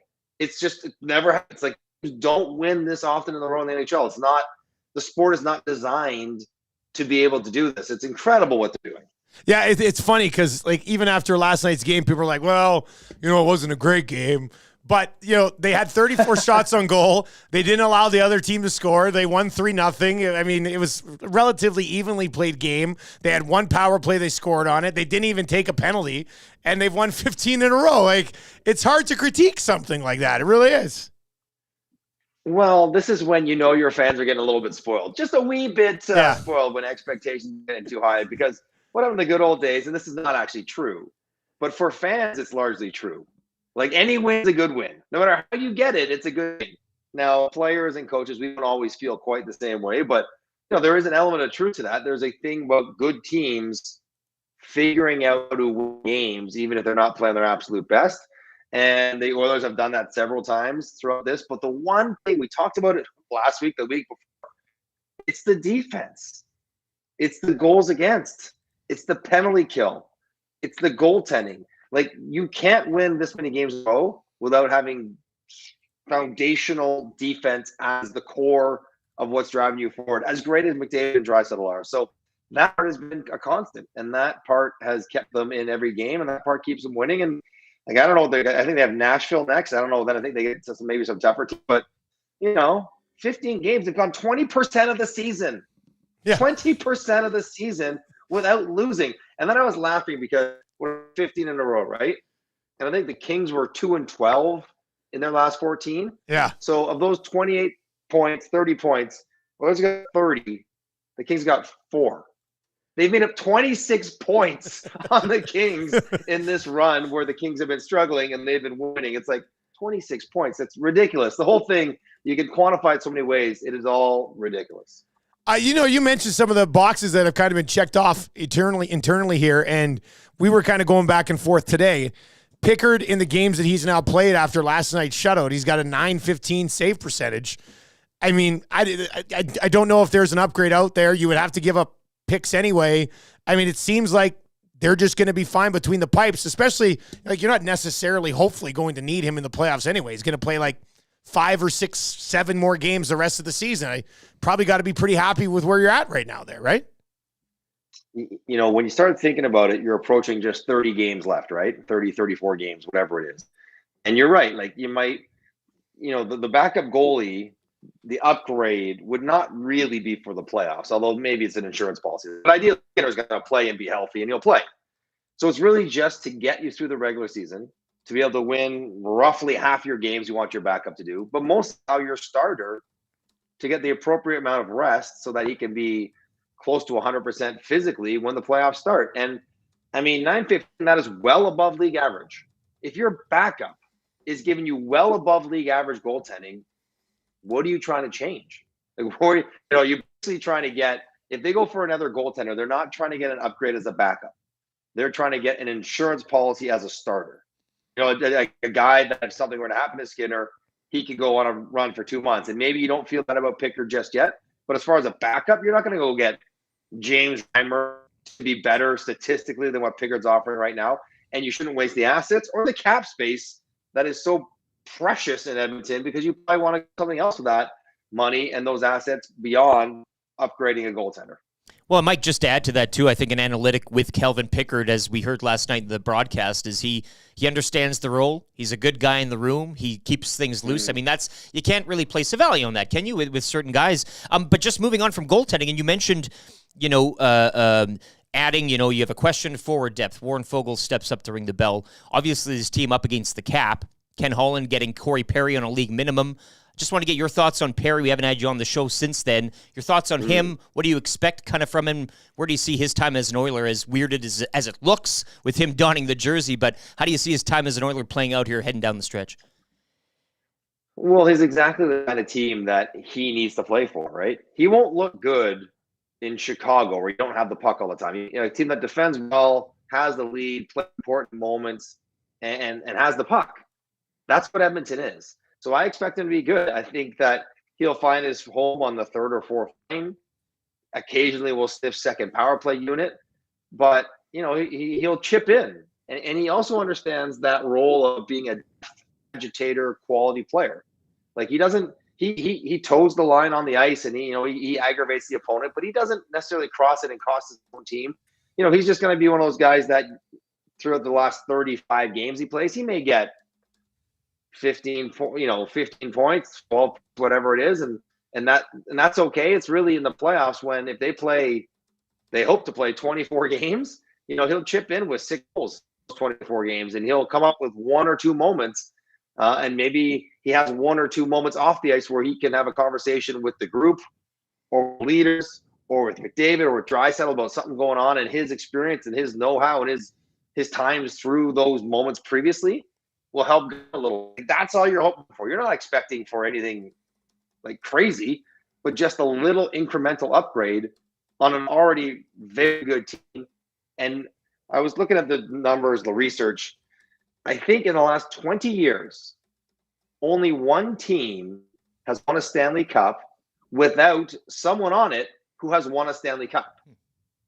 And that was St. Louis, like 2019. Every other team has had a previous Stanley Cup winner. So if you buy into that, I don't think the Oilers have someone who's won a cup before. Now they do. He'll bring some of that experience. So yeah, I think on ice, it was a pretty obvious and easy fit. NHL analyst Mike Johnson with us. Not many things could overshadow Patrick Waugh returning to Montreal, but Brendan Gallagher's elbow managed to do it last night. That was quite the cheap shot. I don't know what he was thinking. He wasn't. I mean, like it was as bad an elbow as you see in today's game. Like It wasn't quite Pavel Bure on Shane Churla. If you haven't seen that, Google it. That is a hellacious elbow. Like this, but this was skating sideways, chickening out, got him right in the chin. It looked like he knocked him out or, knocked him woozy. He didn't get the body. It was everything that you're not supposed to do. And Brendan Gallagher's only defense will be, I'm sorry. Yeah. And I don't do that. I played a decade plus and I've never been suspended before. So be kind to me. But there's zero chance in my mind that he doesn't get suspended multiple games. It was a fun game. It was a fun night. I was in the building. I called the game. But it was overshadowed at the end there, 5-minute obvious game misconduct. But it's and I don't even know because that hit, Dusty, it's so rare. I kind of rack my brain. What's the precedent for that? Like what does that hit usually get? And I'm having a hard time remembering because that hit doesn't usually happen. Like, Charlie McAvoy, I guess, has gotten up earlier this year. He got a couple games, but it feels like a 5-gamer. It feels like an in-person hearing because it was that egregious. Yeah, I think it's got to be at least 5 because you're right. Like a lot of the plays we talk about, it's along the boards. Maybe this guy turned here. It's in traffic, and you caught him. This was just straight up middle of the ice, nobody around, elbow right to the head. Like it has to be. And it's funny you brought up the Shane Churla thing. It's exactly what I opened the show with today when we were talking about it because Pavel Bure on Churla. I mean, every elbow will ever be compared to that, and it wasn't this. It wasn't a full ice all the way down on him. But I mean, that's got to be a 5 or 6 game suspension. You mentioned you were in the building last night. I figured you probably were. What was it like there with Patrick Waugh and the tribute? And I grew up a Habs fan. Patrick Waugh was like my hero. Watching that, I thought last night was quite the scene. What was it like being in the barn? It was electric, like all day. Like, there were so many television cameras and crews there in the morning. They were chronicling every step of the way from his walk-in. They had a ISO camera on him the entire night. I love how, and the Habs, they don't miss when it comes to sort of occasions or celebrations or honoring someone. Like they're just so good at it. And instead of doing the Patrick Waugh TV timeout view where on his highlights and put him and everyone cheers, they interspersed on the board during the anthem. It was the coolest. Like they saw his jersey retired, then they put on some highlights of him while the anthem's going on, and the crowd responded exactly as they would. It was very loud. He was a little bit emotional, a little bit almost like sheepishly embarrassed. Like, I'm trying to make this not about me. And yet the whole day was completely about him. It was a really neat night. And one other aspect, you guys have been to the Bell Center. You know that opposing dressing room is across the ice from the benches, right? So the coaches have to do that penguin shuffle on shoes across the slippery ice. And it can get a little dicey. he didn't any part of that walk or being out there on his own where people could kind of celebrate him. So he asked the Habs if he could walk around through the Canadian dressing room, essentially, and out through their tunnel, and they acquiesced and let him do that because he didn't want to be out there by himself where the spotlight would be on him even more. Last one for you then, just sticking with that because we haven't talked to you since they hired him. What do you think of the Islanders bringing him in? You think this is something that works? I mean, there's no reason not to. I always put it like this, Dusty. If his name was John Smith and he was the coach of the year in the NHL and he left, regardless of how he left, went down to junior, coached a decade, won multiple Memorial Cups, and ran a franchise successfully, yeah, don't you think he would be the absolute hottest coach out there? Like, people would be clamoring. Now, you can't dismiss that he's Patrick Roy, the personality and maybe how he left Colorado, but he seemed different, sure, kind of humbled by being away. He's not just a star player going to coach. I had the star player going to coach. I had Gretz. Like, I never coached, but he was the greatest player ever, so he coached us. And, you know, he learned and got better along the way. That's not what Patrick Roy is. He's a career coach. He coaches juniors for like a decade. So, yeah, I think he'll be fine. I think he'll be fine. He'll be intense. He's emotional. He's passionate. He likes to be aggressive. He deals with young players well. Unfortunately, the Oilers have a pretty old team, but I think he'll be good. I think he'll be good. He's a career coach, not just a former great who happens to coach. As always, MJ, we appreciate the time, man. Thanks a lot. Have a good weekend. All right, boys. Have a good weekend. There you go. That's Mike Johnson with TSM, one of the best in the game right now. Brought to you by Pro-Am Sports, where I had gotten some Patrick Roy stuff over the last 10 years or so. Yeah. Yes. Yeah. You'll have to get his behind the bench now, like the coaching. I know the first episode maybe wasn't that good, but a nice Islanders shot, hey, behind the... He has to coach the Montreal Canadiens at some point. Like, maybe after a stint with the Islanders, maybe they bring him home. Just for all of us. Not necessarily for Habs fans, but I want to see it. It has to happen. Like, it just has to happen at some point. Old people start dressing up behind their bench again, you know? Oh, yeah, just, yeah. Bring it all back. Hats and, like, Yes, bring it. yes. Bring it. Smoking in the lower the stands. glass behind the bench like it was when you went and requested the Come deal. on. Back in the 90s as well. Yeah, so that was interesting. But, yeah, Gallagher's going to be in a lot of trouble. He's going to be in a lot of trouble. You heard MJ say, you know, the Oilers, I'd say even after the 8-game winning streak and then the 3 losses, I would think even at that point, which means that they would have been 8, and they would have been 8-3 over an 11-game stretch. I think even at that point, everybody's like, they need a defenseman. They need an upgraded backup. They need probably 2 forwards. And as you've watched them win, once again, 15 freaking games in a row, MJ said you probably checked off the box as a backup. Said Fogel's kind of elevated into that top 6 role. Now they've added Corey Perry. More elevation. How if Corey Perry works, if the Corey Perry idea clicks, and you can use Corey Perry on your 3rd line, or you can use Corey Perry in your top 6, then what else do you need? Well, again, we talk Depth about defenseman. roles. Is that it? You're not asking the world from Corey Perry, correct?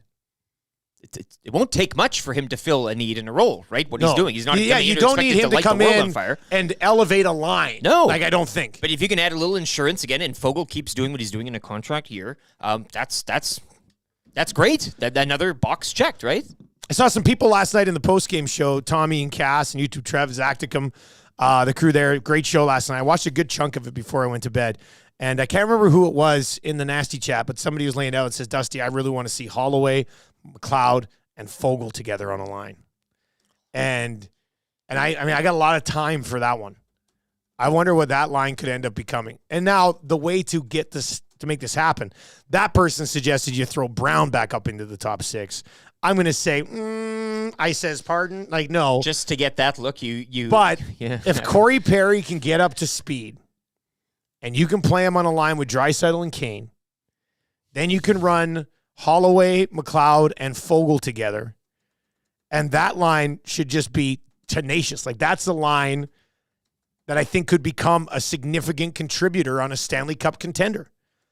And as you said, you don't need a lot from Corey Perry. You're not asking if for Corey too much. Perry can just be the 6th best forward in the top 6, right? He's not going to play better than Hyman. He's not going to play better than Nuge. He's not going to be playing better than Kane. He's just that 4th winger in the top 6. If he can hold down that role, if he gets it, we're not saying he does, But if he can hold down that role, I mean, just by default, I think you have to have McLeod, Fogle, and Holloway together to give it a look.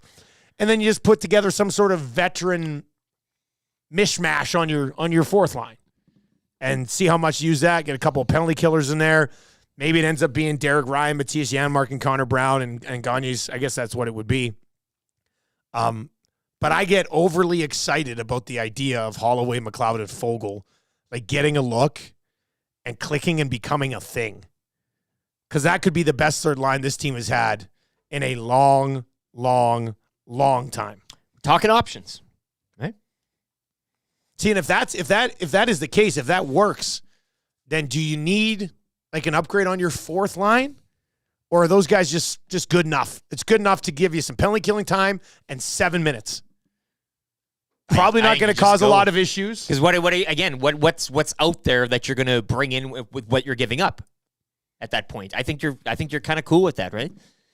And then you look for a seventh D-man that you'd feel comfortable playing in your bottom pair if there's an injury or you get to the playoffs and Desharnais struggles or whatever. I don't even know if he would. He looks pretty steady. So, yeah, maybe this deadline doesn't have to be that busy. I don't know. Or maybe we're being super biased because the team's won 15 in a row and looks like they'll never lose again.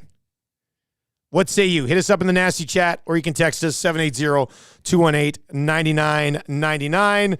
This text in there says, Perry with Holloway and McLeod will teach the youngsters to agitate and round out their game. I also don't hate that. Like, if you're just going to leave Fogle in the top six, like, come playoff time, you could go, I would think, the McDavid line was good last night. I just like it better with Nuge. Nuge, McDavid, Hyman, Draisaitl in the middle with Kane and Fogle if you want. Then you can have Perry with Holloway and McLeod. But I also don't mind flip-flopping Perry and Fogle. And then your fourth line is some guys who, like your third line would be full of third-line NHL players, not these guys who are fourth-liners that are being elevated a little bit. So, yeah. I mean, maybe one more forward that's a little bit more physical and bigger, that if, like, depending on the game, you could put him in the game instead of Janmark or something on the fourth line just to sort of change things up. But I don't know. I don't know. Now you're getting greedy. Well, it's going to be weird going into a deadline where the Oilers are like a straight-up contender and you're also like, they don't need to make 4 trades prior to the trade deadline. Like, that's very weird to me. But you don't want to be post-deadline then being like, oh, we should have made 4 trades before the deadline somehow. It's a very curious time, right? I'm with you, though. I think you know what you have right now. If Perry comes in and does the bare minimum job that he's being asked to do, which he realizes as well at this stage of his career, and then Fogle keeps going, like, if things keep going like this, it's fine. Same with the goaltending, right? If everything keeps like this, it's fine. If it doesn't, then you might have to make a move or two. Let's see here. We'll get to a couple of your messages on this. Dean Belanger on the Nasty Chat says, I was texting with a buddy last night. Dean, you have a buddy? Come on. What needs do they really have? We need to see them up against some better teams before the deadline. And they'll get some better teams before the deadline. Still think we need a solid top 6 winger. This comes in from Red, which shouldn't be hard to find. Depth D-man, and I'd be happy with that. I mean, I partially agree with Red. I also kind of disagree with Red. Still think we need a solid top 6 winger. If you were to go out and land a top 6 winger, then Corey Perry can be on your fourth line, and you can still run, or you can play there. But you're gonna want Fogle and Holloway and McLeod, I think, in your top 9. So you could put the veteran Perry on your fourth line if you wanted to. So I don't necessarily. I kind of agree with that part, but which shouldn't be hard to find. I think might be stretching a little bit. I still think that top 6 winger, considering the cap space, like that's finding the right fit, it's probably hard to find. And he says depth D-man, and I'd be happy with that. Obviously we would agree with the depth D-man. Ryan from SK is in and says the Oilers need a top 6 right winger if they can make the cap work. And says he says, let me rephrase that. Could use a top 6 winger. So he traded the need to a could, which might be the better way to describe it. Ryan cousin Jack wants Tyler Toffoli. End of sentence. I think every cup contender wants to just mix a little Tyler Toffoli Hey, along you know, the way, if we're right? fantasying, yeah, why not? Like, Andrew, he says, I honestly just want a CC upgrade. I don't think he's been bad, but I think we can improve on him. It's a fair remark. That might be a fair way to look at CC because CC. I don't dump it on the guy. I don't. I wouldn't even say. I don't even think it's fair to CC to say I don't think he's been bad. Like he hasn't been bad. I don't think you have to think about it. Cody Ceci has been as steady as you need. We've Cody done the Ceci experiment with YouTube Trev. Mentioning his name post-game doesn't get brought up. It's just as a defenseman, yes, that's what you want. But imagine how good this team would be if you somehow added an upgrade, There's room for an upgrade on Ceci. I'm not saying that. And that's what I'm saying. During a 15-game winning streak, there's always room for Ceci or Desharnais are your number 7. Sure. There's always room to improve. Yeah. In everything, right? Like the strive for perfection. But not during a 15-game heater. He said it. He said it. All right, let's see you. Hit us up in the nasty chat. Tell your friends about Edmonton Sports Talk. And if you are watching our content live or archived or any of our videos, please subscribe to the channel. Just click the little bell, subscribe. You don't have to turn on notifications if you don't want to. I should turn on autoplay because that'll just take you through all of our content throughout the day. We got the Hangout coming up today, which should be an excellent, excellent show. And then I'm doing the Lock Shop and Oil Stream live from Boston Pizza in Windermere today. So if you're down in that area at lunchtime, swing on by. I'll buy you a beer or beverage of some sort. You can buy me a beer. Come check it out. Yeah, you're rolling in. LT's going to be popping by. Might be a few tears in my beer, but I'm still going to be there. I will be. Yeah, I'll see you in the parking lot, Dusty. This guy's a trooper right here. Guys, how about a little Tarasenko on the second line right wing, Sheldon from the shop? Once again, these dreams need to It's fit Friday. financially. It's Friday. We still have to take things seriously, Eric. This is not a joke. They've won 15 in a row and are Stanley Cup contender. All right, let's get into your Coolbet hotline of the day. And for that, a special appearance today from Mr. Lean, who's been sitting over there working on these leans for about an hour now. What are we getting into today, Matty? Where are you going, buddy? I'm going to look at today. Okay. FA Cup action. I love it. Big matchup today. I really enjoy. Huge matchup. Spurs City. This is big. Taking place. City going away. Minus 133 as the favorites. Tottenham playing well, too. Tottenham does play well, but I like City finding a way to move on. It's Pep. It's what they do. They go win. Minus 133 is actually pretty good. Like you generally don't get odds better than that, I would say, for City. So I like City on that one just for a nice little action. I can't look at the NFL this weekend. I'm not touching that one. How come? Won't touch my team, and I won't do anything with Dusty's team. I'll let him deal with that one. And yeah. It's a big weekend, though. I'm not going there just yet. I can't get. I'll get to the line. I'll get to my. I was actually going to go Wrexham, but that's Monday. Who are they playing again? Blackburn. Blackburn, that's right. They have more tickets sold. They're visiting Blackburn than Blackburn have tickets sold. The opposing fan base is going to outnumber the home fan base. Wrexham's like plus 375 on Monday. That's going to be a fun match. That one you can watch on Sportsnet. That's going to be on in the office on Monday. Okay, so is that one only on a Sportsnet because it's Wrexham and this buzz? No, because it's FA Cup. Sportsnet okay, Sportsnet's rights to FA Cup. They don't show all the matches. They no, will but you show but you'll be able to watch Wrexham, Spurs and City today on but Sportsnet. Wrexham do get a bit of a Liverpool, pop whoever you guys play is going to be. I think it's on Sunday Sportsnet. morning, yeah. Hattie, please. You also play Sunday morning. It should be a Liverpool, Manchester United doubleheader. Yeah, they're on Sunday. I could do whatever I want. Well, we can't. Why? Well, because the guy's his heart's broken. Oh, and you guys had no problem going for me. When did we do like for one of your favorite teams? What are you talking about? When his team beat my team? Well, I didn't do that. We smoked you. Yeah, well, but still, he can't give me this. 7-0, man. I don't know, but he can't give me this. I can't say anything. I can't mention the club or anything. I'm a strong man. Don't tell me what I can and can't do. Can take a lot. I'm a strong. I'll cry after the show. show. I don't want you to pile on to the poor guy today. Losing his guy. It's great news. Klopp got appointed when I met my wife. Oh, and it's just been like a When you met her. Well, we kind of. What was his run there? Everything was How kind many of years? 9 years. We started to get like serious at that. It was just I don't know. So it was the best of times for you. Very, very, very, very great time in my life, which I will never forget. It's weird though. This week you told me that like you'll probably never get Alonso. He was interviewed today. No, I'm keeping up with all of this minute by minute. No, but it's funny how that all just changed. Because you were even this week. You told me it's like if there's a time to move, this would be the time. There's a window here. It all works out. You never know, right? Yeah. Or Steven Gerrard, bring him back.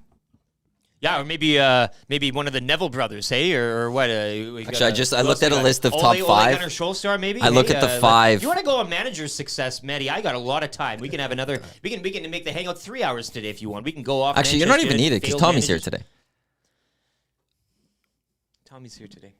Well, you could jump in if you want to before for that third minute. That's fine. No, I was looking at a list on Daily Mail. They had some good candidates at the top that you would think, and then they were throwing like Jose Mourinho. Like, they're not going for Jose Mourinho. He's always he's expressed. He's not getting this love job. For the club. He knows the passion. He knows everything. You guys aren't going to him. That would be a chair shot right to your face. You would love that. I'd be here for it. You would take that. Just to see the fume from you. Oh, I don't care. He could get hired for a day and fired the next day. I'd take it. It doesn't matter to me. It does matter to you. It wouldn't actually. It's mattering right now. You see it. I think it's mattering a little bit. No, I'm just saying, like, I just would be stunned that Liverpool would go that way. I would think that they would go to the young, up and coming. That's just like they want to find what they want to find is another Jurgen Klopp. The next Jurgen Klopp. There's no other. I have no idea what you guys are talking about. What I'm going to say is Colorado Avalanche in regulation tonight at plus 110. The Avs in regulation tonight, plus 110, your Coolbet hotline of the day. You want to play them on the money line? Totally suggest that as well. It's minus 148. It's not great value there. But Colorado in regulation tonight, plus 110. They get the Los Angeles Kings tonight. The Los Angeles Kings have lost 4 of their last 5. They've lost 8 of their last 10. They just blew that lead against Buffalo. And now one of the things you can take into consideration here, if you want to back the Kings the other way, players only or whatever it was, door closed. Drew Doughty talking about cookie time. Todd McClellan wasn't happy. But look, the Kings have been absolutely awful for quite some time. So I'm going to ride on the Colorado Avalanche. And I just don't believe in the Kings all of a sudden turning it around.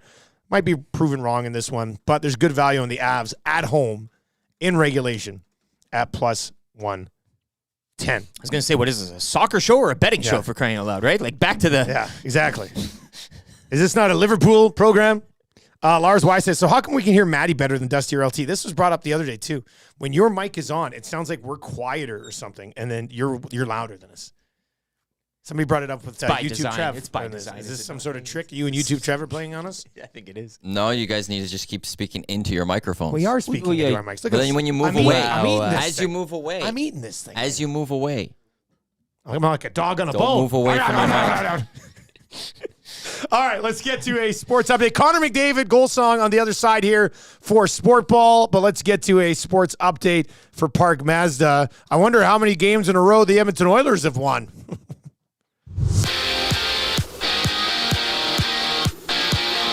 15. You have all the answers. They'll chase 16 in a row tomorrow when they host Nashville. But last night, Calvin Pickard, 27 saves. Oilers blanking the Hawks 3-zip. You can join Tom Gazzola and YouTube Trev tomorrow afternoon at 12:30 for the Oil Stream pregame show right here on Edmonton Sports Talk. Last night, the Preds edging Minnesota 3-2. Dallas over Anaheim 4-3 in overtime. Columbus dumping Calgary 5-2. Patrick Waugh taking the loss in Montreal as the Habs topping his Islanders 4-3. And the Bruins with a Brad Marchand overtime winner defeat the Senators 3-2. Oil Kings back in action tonight. They'll visit the Red Deer Rebels. Puck drop 7 o'clock. The club return home to host the Wheat Kings Sunday afternoon at 4. Ottawa visit Montreal in the lone PWHL game this evening. Golden Bears hockey, they're in Saskatoon to take on the U of S Huskies tonight and tomorrow, while the Pandas welcome in the Huskies for a pair this weekend beginning tonight. In the NBA, the Knicks blowing out the Nuggets 122-84. New York have won 5 straight. Lakers over the Bulls 141-132. Raptors back in action tonight against the Clippers in one of 8 games around the NBA. Sports Update brought to you by the great staff at Park Mazda and Mitch Lewicki, where he has already taken his name out of the running for a potential Liverpool managerial spot. Hi there. If you're like me, you like to picture yourself in luxury, even though there's absolutely no way you could afford it. And if you can, well, even better. Thankfully, I picture myself in something that is luxury, but still absolutely affordable, like the all-new Mazda CX-90 from Park Mazda. With the new luxury features like facial recognition settings and quilted detail Napa leather seating, I can pretend to be comfortable with all of my proper settings activated without even touching a button, thanks to Mitch Lewicki and the great staff at Park Mazda. I like to picture Mitch Lewicki as newborn 8-pound, 6-ounce Mitch Lewicki. You can picture grown-up Mitch, or teenage Mitch, or bearded Mitch, or whoever you want. Park Mazda, your dealer for life in Sherwood Park off Y Road, parkmazda.ca. Connor McDavid. Let me say yeah. Remember that name. McDavid off a turnover. walks in, has a step shot, looks it, no, it slips behind Holtby, and that's McDavid's 30th. Finds McDavid, the net is empty, shoots and scores, and this one's over. Connor McDavid. Connor McDavid. McDavid. Remember that name. Here is Connor McDavid.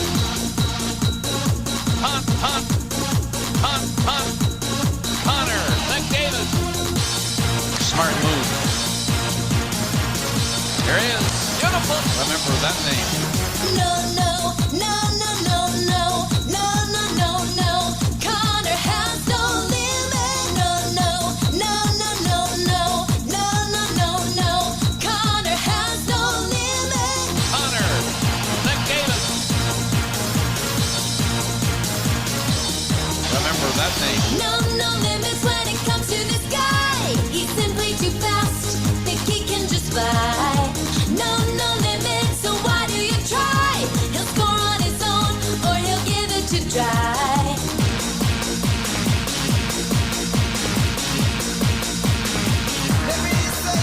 Connor McDavid. Fans in heaven, cause the 9 to 7. The nation in love from Gibbons to Devon. Looking to pass, eating men on the ass. Second contract, a lot of cash. Tick, take your time. McDavid on your team and you'll be fine. Just open your eyes and you will see it. Oil it for real, cause he has no limit. No.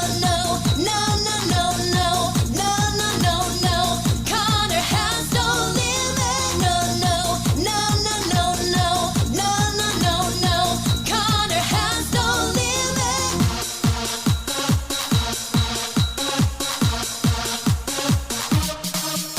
Remember that name. Remember that name indeed. Goal Songs brought to you by Sportball. Get your kids active today with the great team over at Sportball. Visit them at www.sportball.ca for more info on all the programs they offer. Spring registration is open now. I'm telling you, as a parent of 2 kids who absolutely love Sportball for years, your kids will love it. All right, speaking of things I love, Gager in the Nasty Chat this morning says, I just watched the trailer to the Roadhouse remake. Unbelievable.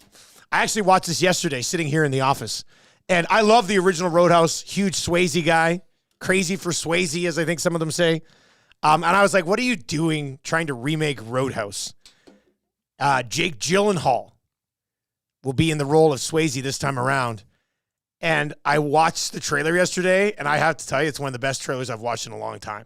Like, I am very excited to go to the theater and watch the new Roadhouse movie. It looks amazing. Conor McGregor's the bad guy, which works out really well because I don't like Conor McGregor, so he's a villain in this thing. Hopefully he nails it because Jake Gyllenhaal looks jacked in this trailer. Go watch the trailer. You're watching on YouTube right now. Go later today. Search Roadhouse trailer. You probably didn't watch the first Roadhouse. Did you watch the first Roadhouse? You did? I don't really. Maddie, you haven't seen the first Roadhouse? No, I didn't think so. Anyway, trying to pull off, like when they remade Point Break, it was like, I didn't mind it as a movie, but don't tell me it was Point Break. Fast and the Furious is more of a Point Break remake than the new Point Break was. But movies like Roadhouse, that's a ballsy move to try to go and remake that. And the trailer looks awesome. I can't wait to see it. Gager, let's have a date. You and me at the movies for Roadhouse. I think that'd be great. Okay, where else are we going? We're going to Vegas. It's the EST-YEG flyaway as the airport. We're teaming up with the airport. Direct flights to Vegas on both WestJet and Flair Airlines. We're flying down on WestJet direct Super Bowl week. We take off Monday afternoon. So if you're going to be at the Oilers game, I already have a few guys who've texted me. Branko, you know Branko. He's going to be down there. He's going to the Oilers game. Steve Gunn's going to be down there. Right. So he's going to be there. So, I mean, we're going to have some buddies who are just going to be down there. So if you're going to be down at the Oilers game, let us know. I will probably plan some sort of meetup prior to the game on Tuesday. But we're going to be down there to watch that game. And then they put together an itinerary because they're teaming up with the Las Vegas Convention and Events Association. And we're going to be diving into some different things around Vegas, which should be pretty cool. Myself, Maddie, Eric, Tommy Gazzola is not coming on our flight, but he's going to be down there pre and post. We're hitting up Top Golf. We're hitting up Circus Sphere. Swim. We're going to the Sphere on Monday night, right when we get in. So it's gonna be quite the trip. But we're going down there to promote these direct flights for the airport. So check out more. FlyYEG.com is where you can get it. You have been to Vegas. Do you only go to Vegas the one time with us? No, I went down there for a wedding as well. Okay. Stayed at the Flamingo. Yeah, we're gonna be at the MGM. You don't need to. You don't when you stay at the Flamingo. You don't need to pay for food because most of it is under the bed when you get there. I was eating. Ooh, what's this sandwich? Oh, a steak. Look at that, half eaten, but it's medium rare to my liking. That place is a dump. But it was kind of neat because you didn't have to worry about anything. If you find the right buffets, you can eat at a pretty reasonable rate in Vegas. I know a lot of things are expensive in Vegas, but you find some of those buffets, you can crush it. Like have one huge meal for like $14. The chicken and the beef. Oh, that's chicken. That's yeah. Oh, sorry. And Matty Iwanek is coming for his first ever trip to Vegas. I love it. Yes, sir. Iwanek, where are you at here on this? I think it's a business trip. We're busy. Business trip. We're busy. This ain't no We got lots going on. We're doing all of our shows from down there. So, and they start an hour earlier for us. well, I was thinking about that. Like maybe we still start about like 6 o'clock Vegas time. Just No. No. If we don't get, if you're not giving us, if we couldn't get the stat day for the day after Super Bowl, we're doing those on location though, at least. So no. I just thought maybe like the first day we do. Oh, we forgot about the time zone mix up. Like one day. I've ruined that because I mentioned it. Keep that. That was going to be my sneaky plan. But we also don't have to drive in, so that saves us a little. Yeah. But business trip. Yeah. Business trip. Yeah. So it won't be wild and crazy. Although we got some time in the afternoons where I think it was Patty. Is Patty logged in? Must be Patty. I was going to say, yeah, there we go. Mute him for a second. No one would hear that except us. But we heard it. Yeah, Pat's coming out of a cave there or something. So we'll find time to have some fun for sure. But as they say, you stay up late with the boys, with the big dogs. You got to get up in the morning and work like men.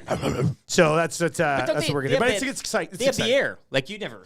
Right? You're always feeling good there, right? So Maddie, what is one thing about Vegas you've always been like, oh, I can't wait to do this or try this, or like you just want to walk the strip? Do you want to get one of those big slushy drinks? Maybe just go to Target. Do you want to go? Actually, the biggest thing I wanted was the Sphere. Like, I've never actually had the full interest in Vegas personally. Yeah. But then the Spheres happened. I was like, oh, I want to go to the Sphere. And the fact that we're going to the Sphere is great. Right when we get in, too. It's like we have to check in and then head straight to the cab Sphere. And go straight to the Sphere. Yeah. The issue I have with the trip, there's one issue. We're doing Top Golf. And that's going to hurt me. Like, I can't do it, though, because I can't. Like, I'm going to have to swing one-handed with the left hand. I love Top Golf. And to watch you guys have to do it while I sit there knowing I can't do it just because of the shoulder is gonna hurt you a me. little bit. Especially me, so much. who've done a total of 20 strokes in my entire life. I watching me up there trying to hit the ball, but just hit the ball will be frustrating enough. The best part about that Top Golf, though, I think there's a pool. I think the Vegas Top Golf is a pool. Well, I think there's pools everywhere, isn't there? I don't know. I've been to the one because it's right by MGM. Yeah, I've heard there's a pool there or something. So maybe I just don't watch you guys golf and I go hang out in the pool and I don't have to worry about like, I'm like, I could go one swing. What's one swing going to do, you know? Daryl says, I saw you too at the Sphere in October. It's amazing. We're going to see like, it's called like Postcards from Earth. It's like cool, like, it's like a planet Earth type thing, yeah, I think, yeah, but yeah. it's which is amazing. I'm gonna yell out. I'm gonna yell out during the show. Welcome to Earth, just like Will Smith in Independence Day. See how many times you can do it before you get Yeah. That's that. What are you talking about? I was just saying, welcome to Earth. So it's gonna be fun. It's also gonna be wild because it is Super Bowl week. It is right, Super Bowl and week. it's just there's gonna be a lot happening that's going on across the whole city because everyone's coming to town. Because it's the lead up to the Super Bowl on Sunday. Like the question I'll throw you, Dusty, if the Lions are in it, how much are you just going to want to stay? Wow. I was telling somebody, I was like, if the Ravens are there's a part of me that's like, I just want to stay. I don't physically know. It's a once in a lifetime. If I'll be able to get my body on a plane to leave a Super Bowl when the Lions are playing in it 2 days after I leave. If the airport sent us to New Orleans, which is a party city in its own, and the Lions are in the Super Bowl, this is Las Vegas. And if the Detroit Lions you're there Super Bowl week for your Lions in Vegas, that's a winning. I'm almost a loser if I don't. It's a stars alignment, right? Yeah. I can't wait till HR Daddy sees some of the receipts rolling in from the trip. It'll be like, what is this? That was an afternoon with the boys. Business trip. Right it What are we off, supposed to do We here? were out. We were trying to make connections with, Yeah. with other people from the industry. You spend a little. We're to get trying it. to build It's a our sports growth. book, and I swear, this $1,000 on the Lions to have over, it had to happen. Like, What I'm actually most excited for, not gonna lie, is us coming back and then giving away a trip. yeah, well, That that's is the cool what thing. like to see the I people am happy. most excited Yeah. about is Yeah. actually us being able to give away a trip. And it'll be to a listeners. contest for well over a month at least. Yeah. You'll have a chance to qualify on every single show here at Edmonton Sports Talk, and then we're going to be giving away a trip for two to Vegas in part with the Edmonton International Airport, YEG, and then the LVCVA, which is the Las Vegas organization that we're working with. We're going to have somebody from the LVCVA on our show Tuesday down there. Because Vegas is in an interesting spot right now from a sports perspective.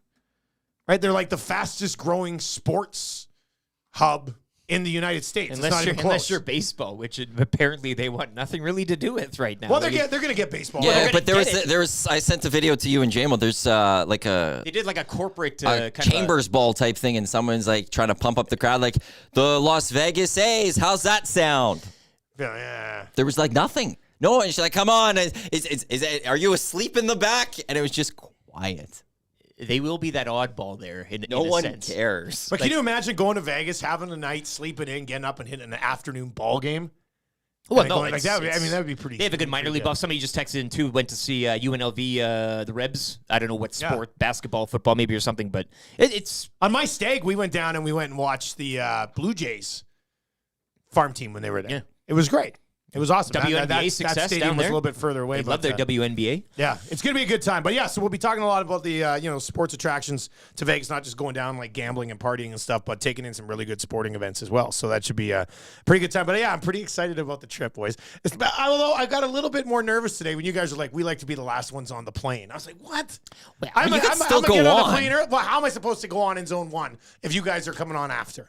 What do you mean? You just go sit? I don't know. I feel like you're travel as a group. Like No, I've gone with the family, and like holding everyone hands? goes before me because there's little kids and stuff, so they go deal with that. Yeah. And but I'll But you go could've last. gone with them in that spot. Yeah, but I'll go Like, last. You guys could come with me. I'll see you on the plane. Yeah. If you want to get I'm on waiting for them to if call you're my one of name. those people that gets on the plane early, go for it. I will sit and wait till everyone's on and then I'll Wait till walk they call on, your name. sit, and I don't go that far. Don't go that far. I'm not gonna just go to make that them far. sweat. What's that? To do what? Wait for them Wait to for call the my call. name. No. Mr. Awanik, No. please to That's the me. boarding with. And I'm then you- standing right there waving. Oh, yeah, I'm here. Get on the plane.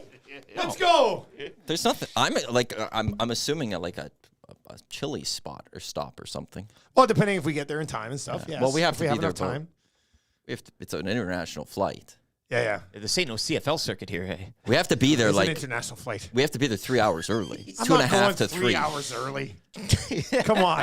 I'll gladly go 2.5 I love hours this early guy. and go Well, you settle can't in get at a to- no, Chili's. you can't get to the Chili's in the international. You wouldn't be able to do it. Well, there's something on that. There's something. Anyway, the Are best. you sure? Yeah.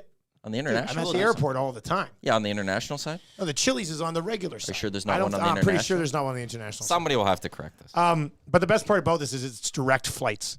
Like the worst thing about traveling is like connecting and rushing and panicking. Direct flights to Vegas, Flair, WestJet. And Maddie's right. The best part about it is we're going to come back and then we're going to do a trip giveaway for somebody who just watches or listens to Edmonton Sports Talk. You're going to get to go to Vegas, which should be pretty awesome.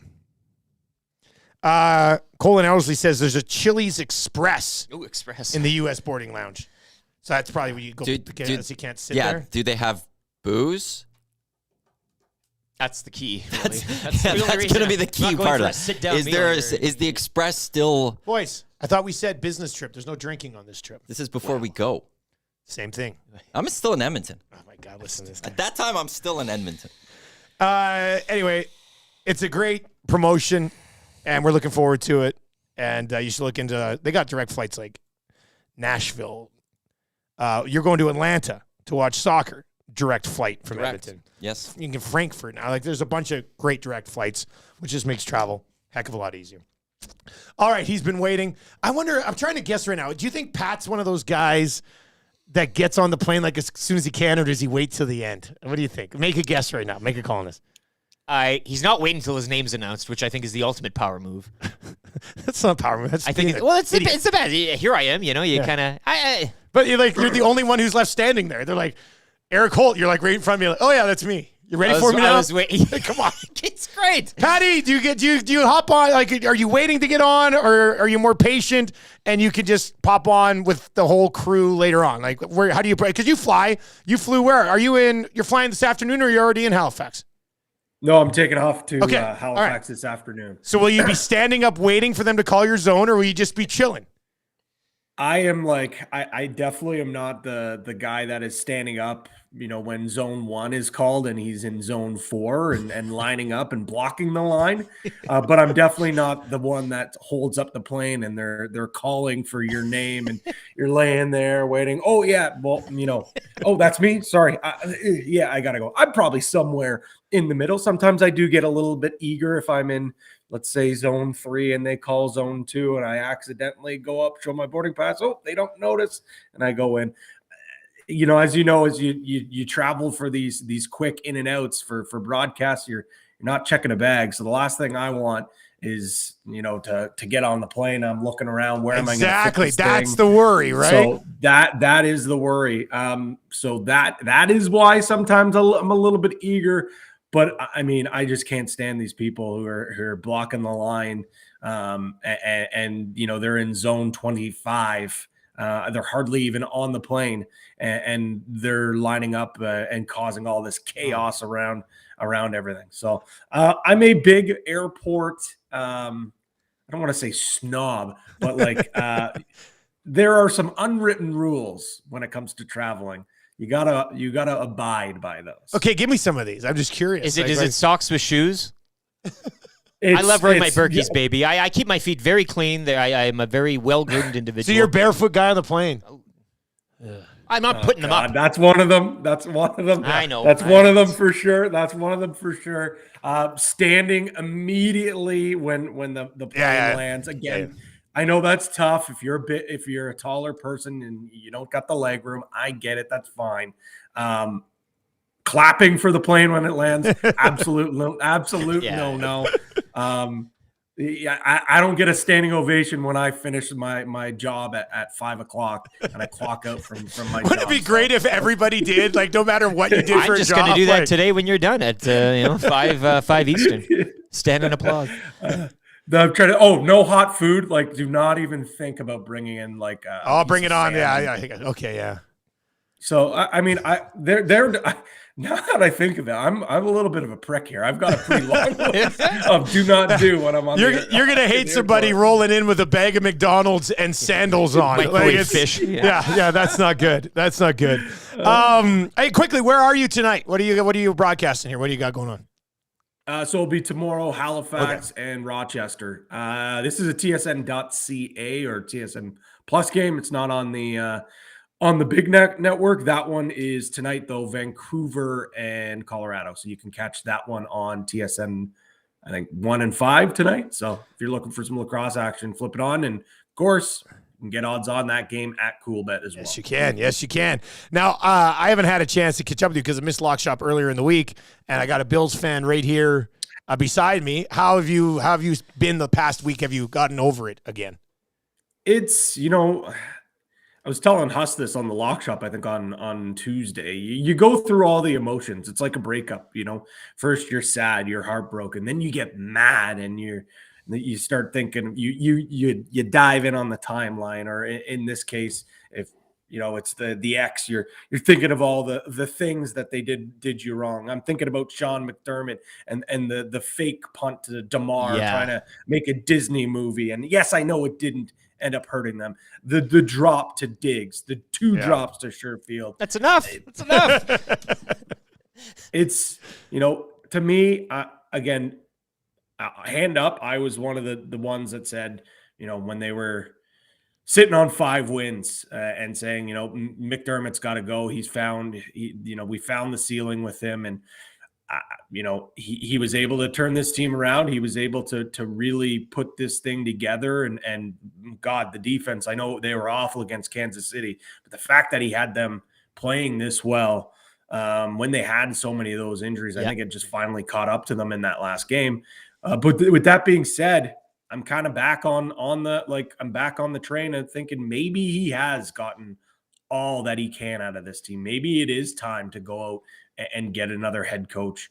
Mike Vrabel's on, he would be certainly a culture change fit, but I don't know if it really is a culture change. I think McDermott kind of built a great culture around this team. They went from a laughingstock of the NFL to, a perennial AFC East winning team. They just haven't been able to get over that hump. Can McDermott take them over them? Do they need more of an offensive guru to unlock this offense and maybe bring in some other targets for Josh Allen? There's a lot of questions to be had. The unfortunate thing for this Bills group is the fact that, Allen's rookie contract is no longer. So they're going to be fighting against the cap. And yeah, it is pricey, but I mean, I think with the defense that they have, just a couple of pieces here and there, I think they'll be back in the same spot. It's Patrick Mahomes, man. Yeah, like they could build as good as a team as they want. At the end of the day, they got to get through Patrick Mahomes, and I think when all said and done with Mahomes, there's not going to be a lot of playoff losses for him. You just got to capitalize on the opportunities when they present themselves, and I think this year was one of them.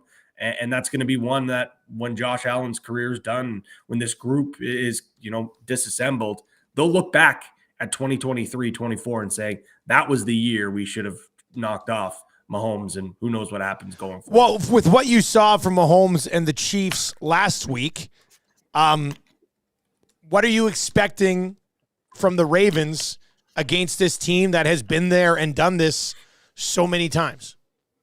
Well, I think when you look at this Ravens team from top to bottom, they're a better team. We had a lot of questions last week about Lamar. Can't win in the playoffs. Can't do it as a favorite. Divisional round has been his Achilles heel. Well, what do? They dismantle the Texans. The defense is one of the best defenses we've seen in many years. The offense is dynamic. Lamar finally has some weapons he can throw to. This team has beaten and dismantled some really good teams along the way. But Mr. Lean, plug your ears. It's Patrick Mahomes. I can't bet against him. Everything on paper just goes to show me that the Ravens are better and they should win. But it's Patrick Mahomes. He's 8-3 in his career as an underdog, straight up. That is the best record of any quarterback in the Super Bowl era with a minimum of 10 starts. And against the spread, he's 9-1-1 as an underdog. I have no interest in fading Mahomes. I have no interest in saying he's going to lose here. I have no interest in doing it. And if I'm wrong, and if the Ravens are the better team and they defend their home turf, I'm okay with it. For my future children, for my future's children's children, wasting money betting against Patrick Mahomes as an underdog seems like a terrible proposition. So I'm going to stay cool and I'm going to bet on Mahomes. And if they lose, hey, it is what it is. I just can't justify going against them.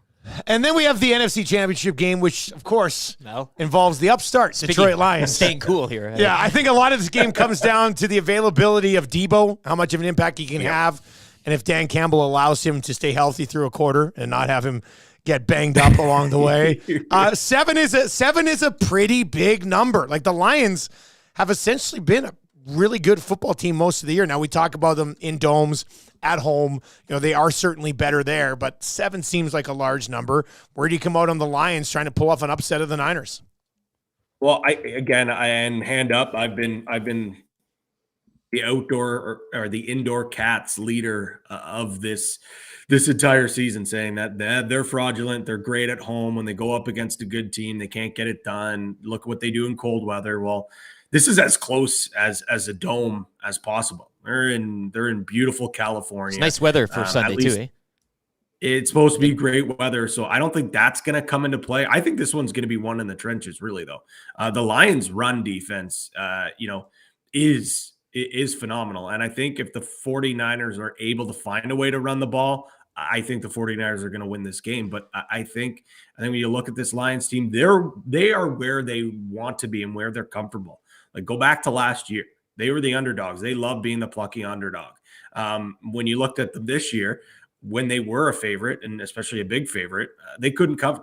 So this feels like they're back to where they want to be. Yeah. Dan Campbell can kind of preach, look at how far we've come, and now everyone is doubting us again. So them being the plucky underdogs, I think kind of fits well for their motivation.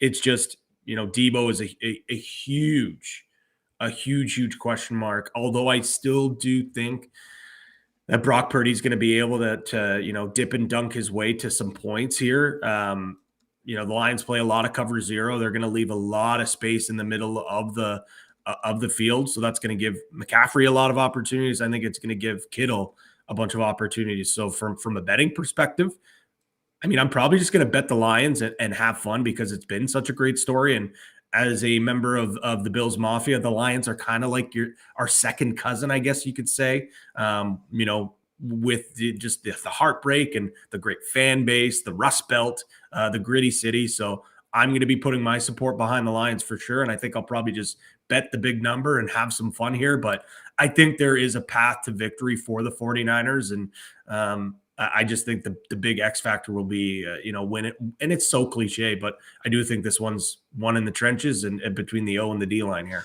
Can't wait for it. You have a good broadcast tomorrow, buddy, and we'll catch up to you next week.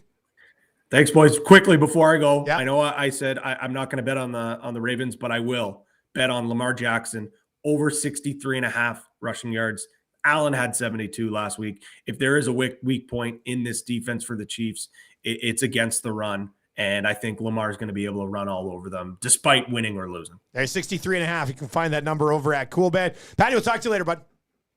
Cheers, boys. Enjoy. There you go. That's Pat Gregoire. Matty, what do you clap? Oh, because he did his job, the plane landing. And oh, God, that's funny. That's actually funny. Somebody had to do that. Somebody had to do that. That's extremely hilarious. Well done, man. Yeah, that's really funny. Also, that was good. I did the exact same thing to the Bills as he said to the Ravens this week.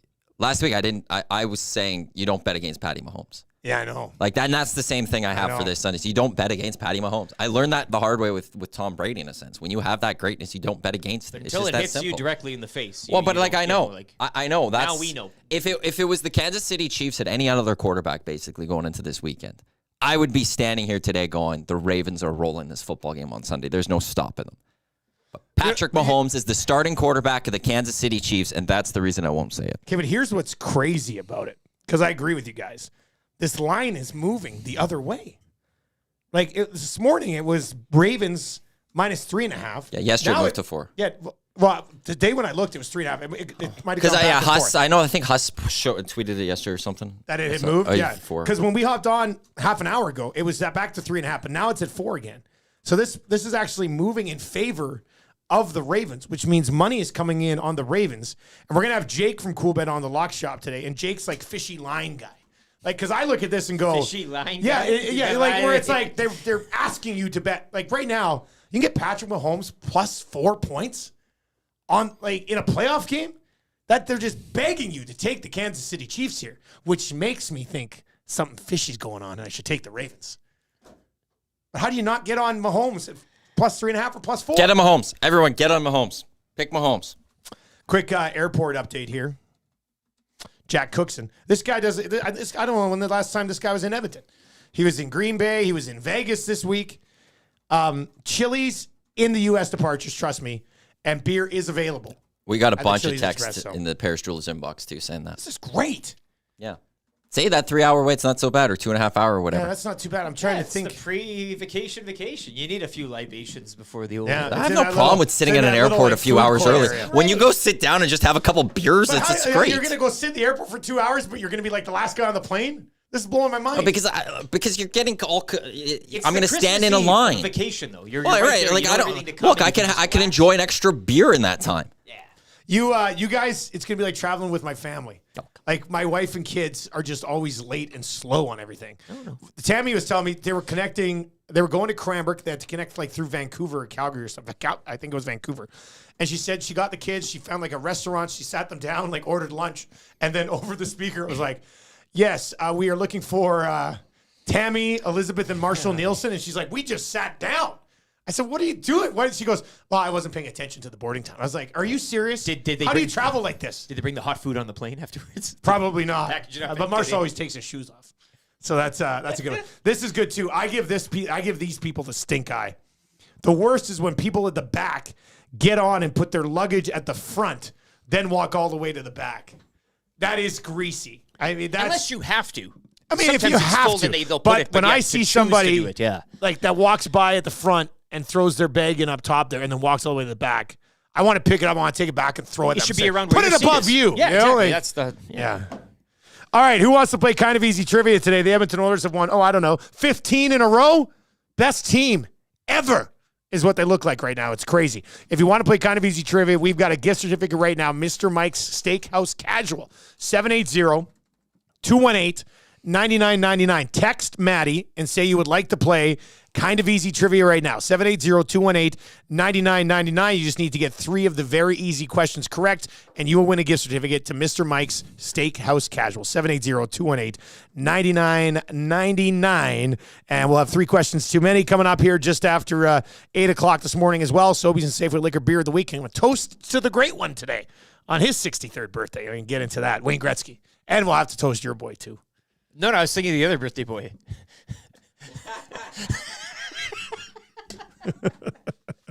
All right.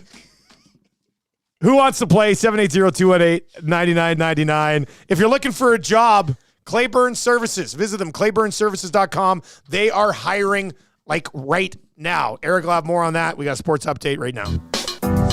What is that? Whoa, now. Hang on a sec. Sexy. Yeah. Wait a sec here. Wait. What is, that's a goal sign. That's Gaetan Hassan here. How do you spell his last James name? Neal. James Neal just blaring. All right, go ahead. Sports update. Amazing.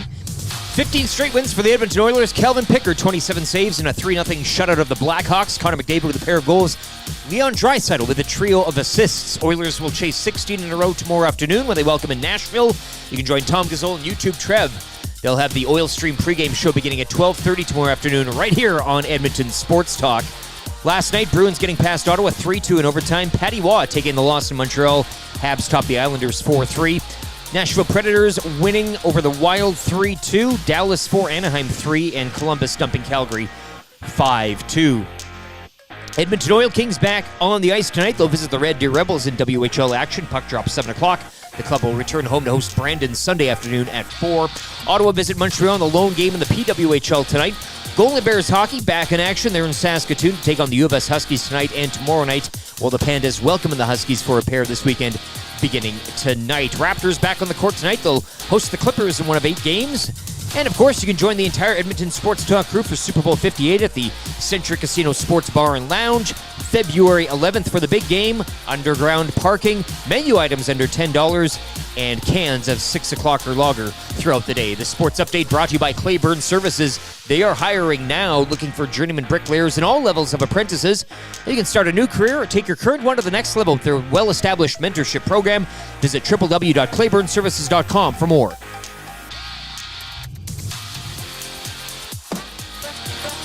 The Nielson Show featuring Lieutenant Eric. Only on Edmonton Sports Talk.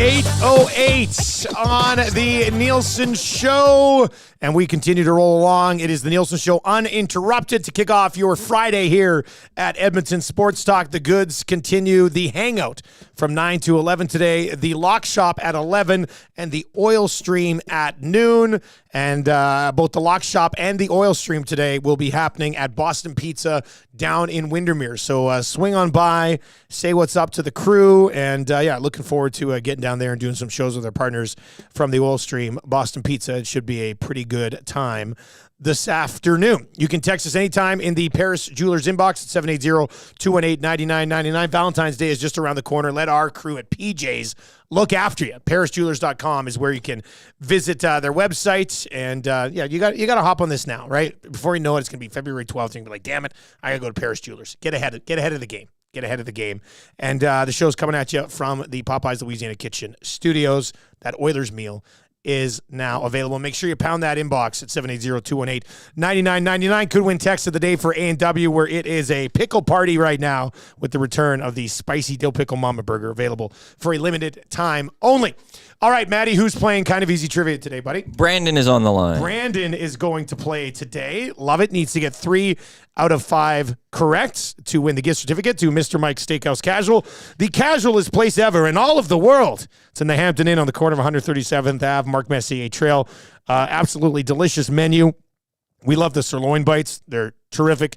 And they also have, 6 o'clocker lager on tap. Hello. That's good news, too. All right, let's do it. Brandon or Brendan? Was it Brandon or Brendan? Brandon. All right, let's go to Brandon. Brandon, you ready to play today? Sure am. All right, I will start the ticker.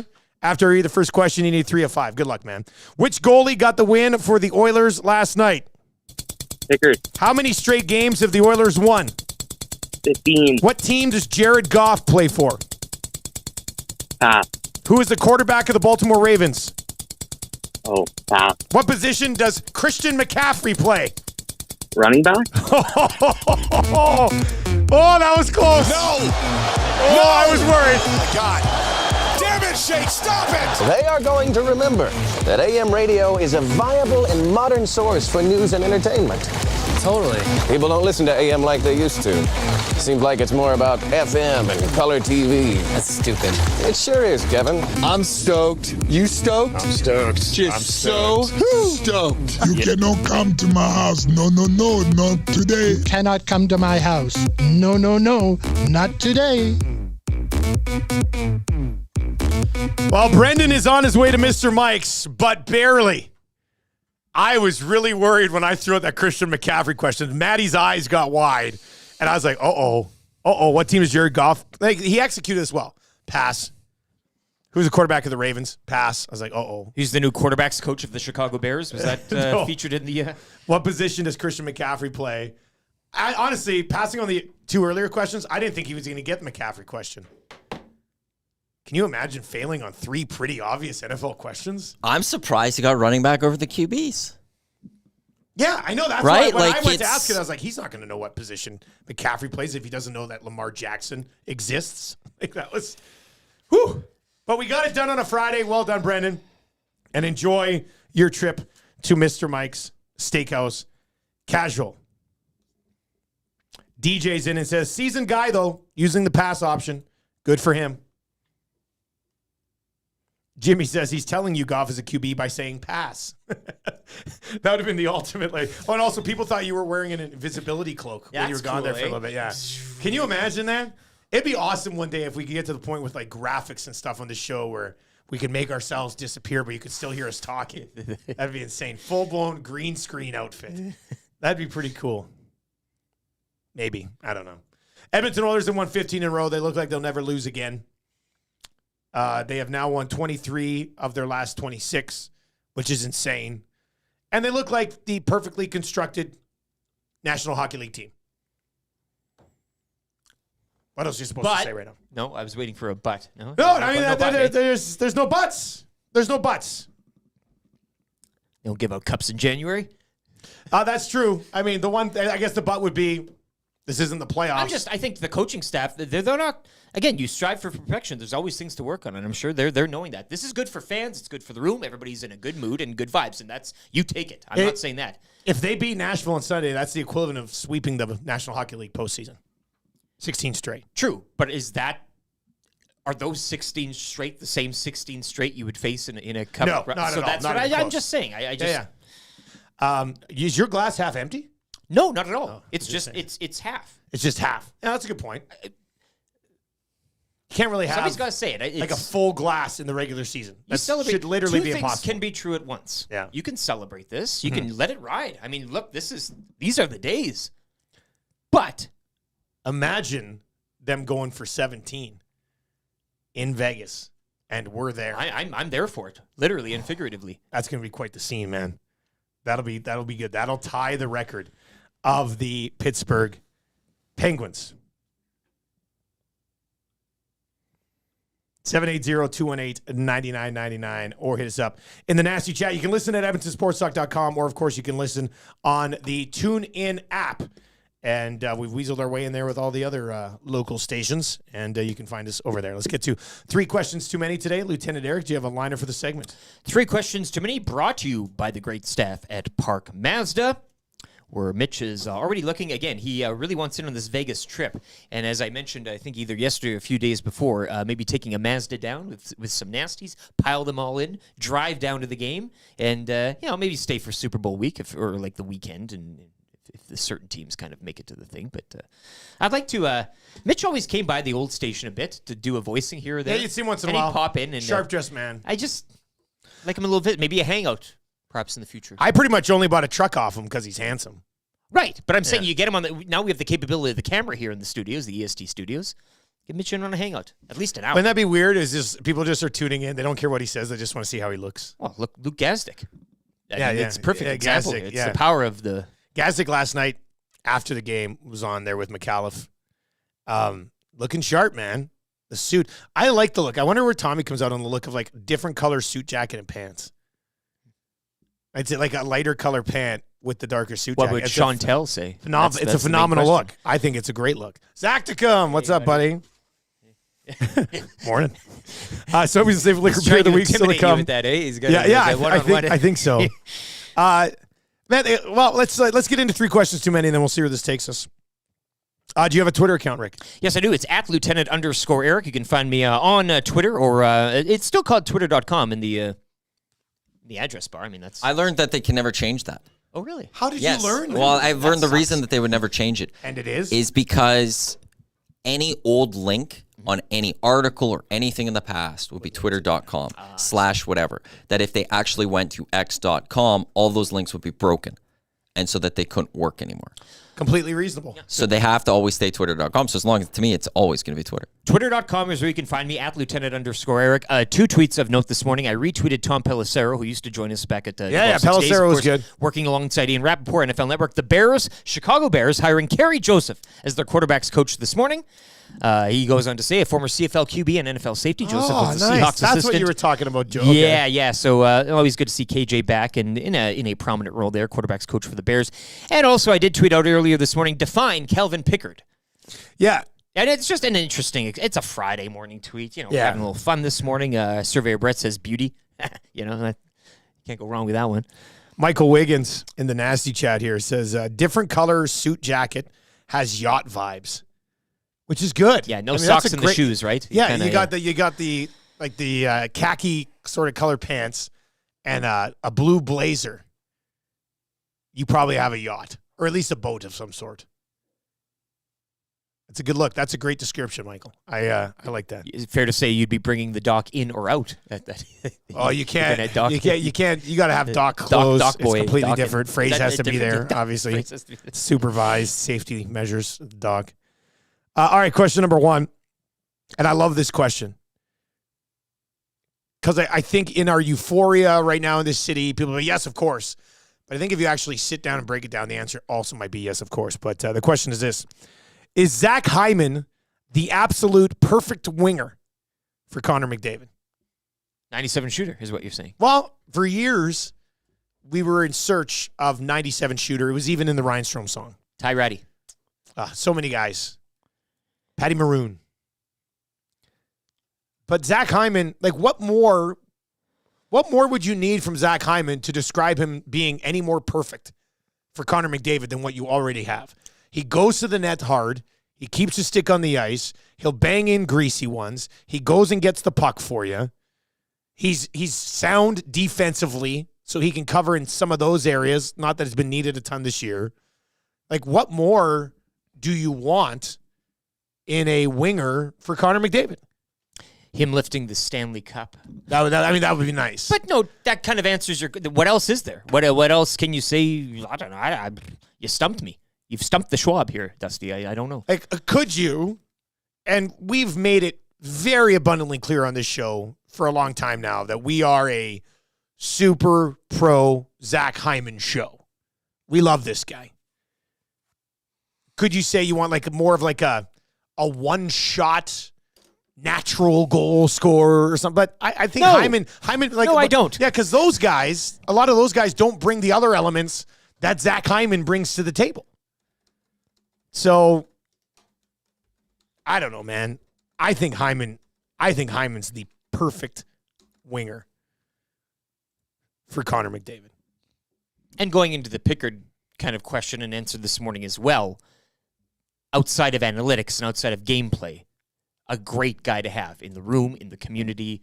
Yeah, on top of all of it. Like, all of that stuff aside, just a great guy. What say you? Sailors in it says, with the Olympics or World Championships coming up soon, are Nuge and Hyman locks to make the team and play with McJesus? First of all, we don't talk about World Championships here. We're talking about Stanley Cup runs. Sailor, I love you. I can't even answer the rest of your question. Or an Olympic gold. You know who's going to be running shotgun with Connor McDavid on the Olympic team? Stuart freaking Skinner. That's not even a hot take. He'd probably have to be the guy. Question number 2. Who are you guys predicting to be the star of the weekend in the National Football League? Lamar. So, oh boy. This is a great storyline. Like Lamar Jackson, who's probably going to be the season MVP. Well, steps up, beats Patrick Mahomes, something Josh Allen can't do in the playoffs. Yes. And does it with 275 yards passing and 90 yards on the ground. Yes, at home. I think it can be done. I know Josh Allen, was at home, but all the media hype and everything, Josh Allen this, Josh Allen that. Lamar, I think I was talking with Maddie off the air yesterday. A bit of injury problems, and you can argue that his weaponry in seasons past hasn't been there as well. He's kind of had to muck it on his own way out there in Baltimore. But this, I'll turn it to the Ravens expert, but this certainly seems like the time. And yes, he should be worried about the Chiefs, and it's tough to bet against Patrick Mahomes and that team. But they looked good in beating the Texans, and they didn't, as I said, kind of get out of second gear even. He's healthy. He's got weapons. They're at home. The stars are aligning. MVP talk, all of this. You can really cement it and go in. I know a lot of people say the Niners, but I think the Ravens are the best team left in these playoffs right now. Nothing against the Chiefs, nothing against the Niners, obviously nothing against my Lions. But the Ravens, I don't know, Maddie, do you feel like the Ravens are flying under the radar a little bit? He doesn't want to give it. I hate this. He does. He can't I hate talking about this. Let's pretend that win or lose, who the cares? Ravens are the most complete team left. There is no real hole. I agree with that. There is not a hole on the Baltimore Ravens. And I hate saying that because that's just jinxing my damn team. This is the team I can't talk about the Ravens objectively the ever. Ravens I right never now by can talking beat about them them. objectively. But they don't they could beat you at the line. They have a great offensive line. They got a great defensive line. They'll eat you up if you're trying to run the football. They've got a secondary that's going to cause turnovers, and they don't give up big plays. Offensively, they could throw the ball. They could run the ball. They have a quarterback that is the best scrambling at it all. They might get Mark Andrews back for this weekend as well, which is just an added addition. That'd be huge. And then you've got the greatest kicker of all time. And I can't remember who put it out there, but somebody said John Harbaugh might be the best coach right now in the National Football League. Currently coaching, of all the teams, of where it is. Bill Belichick is the greatest of all time. But John Harbaugh might be one of the best coaches, right? Or the best coach in the National Football. Yeah. He's an amazing coach. He's the better Harbaugh. Jim will get all the attention, but John is just an amazing football coach. He's proven it time and time again. Ravens get to be home for an AFC Championship game for the first time, or Baltimore gets to be home since the 70s or something like that. That's a great stadium. It can be loud. There's not a lot you could look at and go, where do you beat them? How are you going to beat them? They have Patrick Mahomes. I mean, the point of this question is who's going to be the biggest star of the weekend. But Lamar's, that's a great pick. I think it's a great pick. It's Lamar or Patrick Mahomes. Whoever wins that game is the star. I don't think there's going to be someone else of that game. Of that game, you're right. No, you're right. Because even if Kelsey has a big game, it'd be Mahomes. Yeah, because he'll have thrown the touchdown passes. The other side, I think it's going to be Christian McCaffrey on the 49ers if they're going to walk away.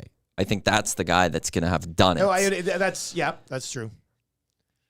I don't want to disrespect Jared Goff here, but I think it's going to be one of his offensive weapons. Well, I was going to say, as a Lions fan, my dark horse play here is going to be Jahmyr Gibbs. I mean, the dude is an absolute... Watch this guy run with the ball. He is insanely quick. And yeah, you're right. I don't think it's a slight towards Jared Goff. He gets Gibbs involved in the passing game as well. But Goff has already been to a Super Bowl. Goff is a first overall pick. Goff puts up great numbers. Goff's an excellent quarterback. I didn't think highly enough of Goff when we got him in that trade for Matthew Stafford. But I'm a full stan of Jared Goff. But I think Jahmyr Gibbs could step up and be a huge difference maker in this game for the Detroit Lions. So I would probably put that. In there too. Should be a great weekend though. Both of these games are shaping up very nicely. I see a message from Colin in the Nasty Chat that I do want to address. We'll get to that in a second. Question number 3 today, and we are a week away. I think that's why this trickles in. Boys, what are the categories for the captain draft just a week away? I guess we got to kind of build this out. As the host, don't push your mic away.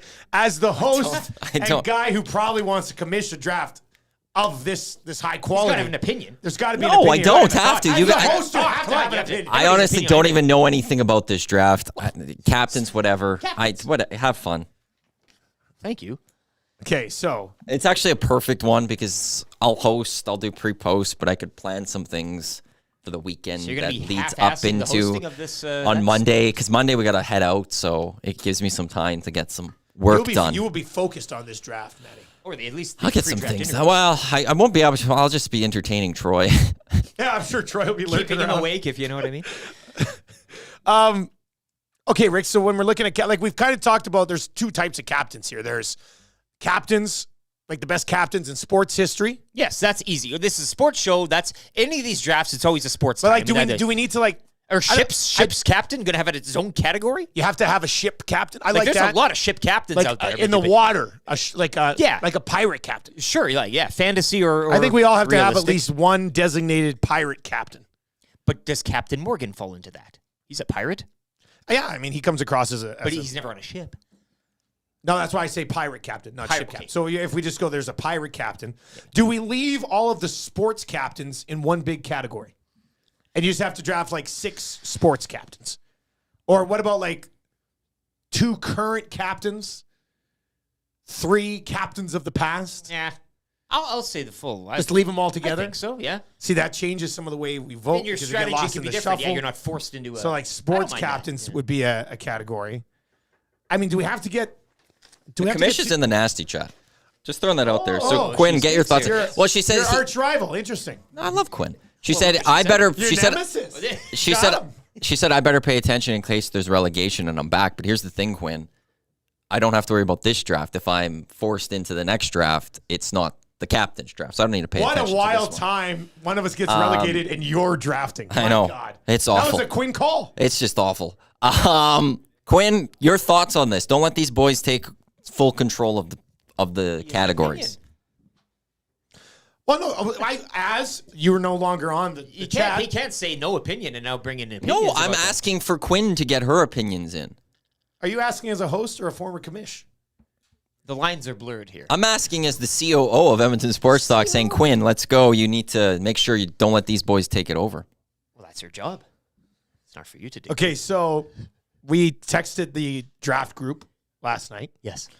And I said we'll discuss some categories on the show tomorrow morning, which would be today. Milne's in today, right? Is he coming by from? Okay. Tommy Gazzola, we'll see him today. So we have the sports captains category. We all have to draft at least one pirate captain. And then are the rest just all miscellaneous captains? Like do we just have like a designated pirate captain and then 2 open chunks of like 5 or 6 spots? Is there an animated category? I'm just throwing this out there. Is there that's something we can think like, about? We can put that into the discussion.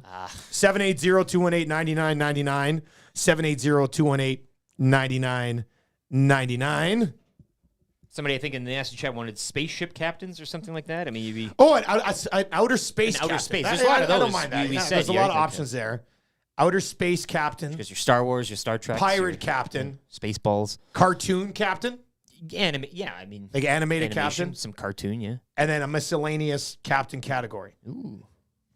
For like Captain Ron and stuff. Captain Hunch. Yeah, Captain Hunch.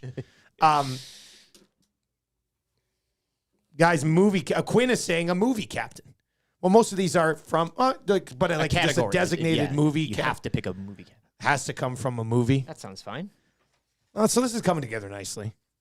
This should be. I'm surprised we haven't done captain's draft in the past. It just sounds nice. The captain's draft. Yeah, it's a big one. Are you going to possibly dress like you could look just like Captain Ron? Like Google Captain Ron right now. I think you could pull off a Captain Ron. For sure. I think I made mention too, being Lieutenant Eric. It's another draft I walk out of. This is a good one. A police captain. Sure. Captain Holt. There's a bunch of. Oh, yeah. Yeah, police captain. Okay, I got to write these nicer so I can actually read them after. Police captain. Movie captain. Oh, pirate captain. Right, you could be Captain Ron. I'm glad you. That's perfect reaction. Pirate captain, outer space captain. Yeah, I'll wear an eye patch. Yeah, I'll draft you should totally wear an eye patch. We should all wear eye patches. We should all have eye patches, and we have to. That'd be good. I like that.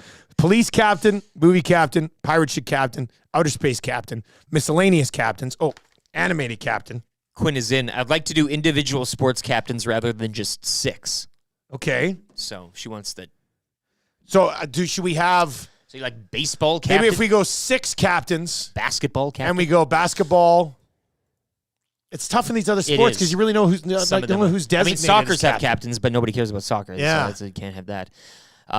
You could. I mean, football has they have the French like. Yeah, you it's tough. But nobody really. We'll discuss that in our group chat. I think maybe. Assistant captain. Well, come on. I don't know if we need. That's getting this is a little about too. captains. This is captains, nothing against assistant captains, but you can rotate those. We'll have an assistant captain draft. Moving forward, maybe. Bud sticks in and says you should also have to draft a parrot. There's not. No, I don't. You might have to move on that quick, hey? There's not a lot there. You may have to fill out that parrot spot right early, eh? I don't know if we throw. I don't know if we throw a parrot into the mix.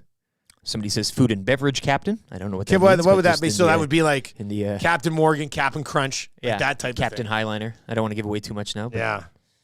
Anyway, keep these suggestions rolling here. I think it's gonna be pretty fun. This should be good. It'll be different. Yeah, it'll be like it's a bit of a twist. I don't know where this goes. We've never done anything even remotely kind of like this from a captain's like leader sort of draft. So, Captain America. See, Captain America's an interesting one. He could be a movie captain. He could be an animated captain. Captain America. But once that name is taken, to outer space. It would be off, right? Is that kind of we would go? Yeah, there? well, of course. Yeah, well, I mean, to clarify with the commish, but commish, you're watching right now. I would think that once Captain America's taken, Captain America's off the board. But commish's call, unlike the Grinch, or a discussion like here. The Grinch. Maddie over there is just dying to be like, I like how they're open in multiple categories. Whenever you say commission, you address the camera, and Matt's sitting right behind. I know. Her. It is funny because I'm pointing towards like where the nasty chat would be, and Maddie's sitting in the corner. I was actually just updating podcast stuff, so it's been perfect. Hours 1 and 2 are perfectly up there. Oh, thank you, man. Greg is in and says, "This is all getting a little Messier." Messy. Messier, like Messier. Messier, like that's. Yeah. Oh, Bud says we should all wear parrots on our shoulder to complement the patch. I love it all. I'm all for the. All right, can we get serious again for a second? Yes.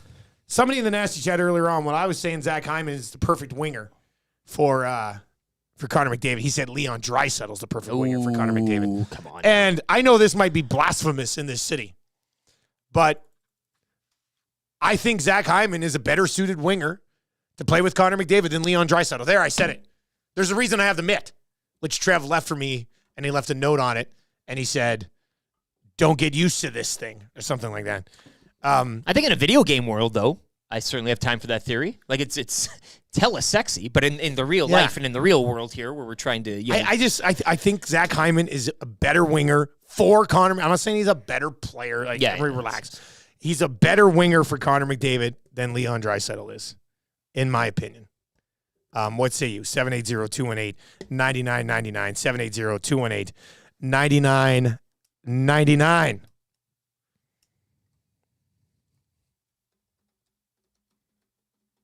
Man, this is going to be, so there we go. Man, it's nice to just get a clear ruling from the commish during the show. Very streamlined process, yes. Quinn says, yes, same as Christmas. You cannot select in different categories. Boom. So there we go. Done.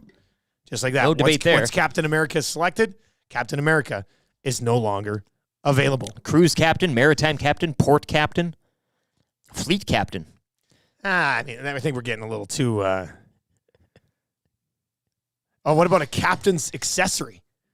Where you have to draft like the eye patch or the parrot or a sword. That's kind of a fun... big hat. That's kind of a fun idea. Yeah, a big hat. A pirate accessory. That's a...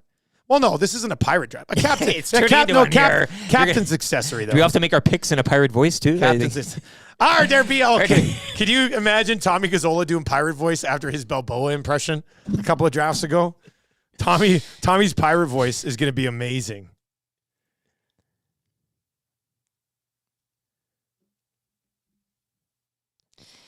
Fergie's in. I played rugby against a great old Scot who had a titanium leg. He had a parrot sewn on his jersey.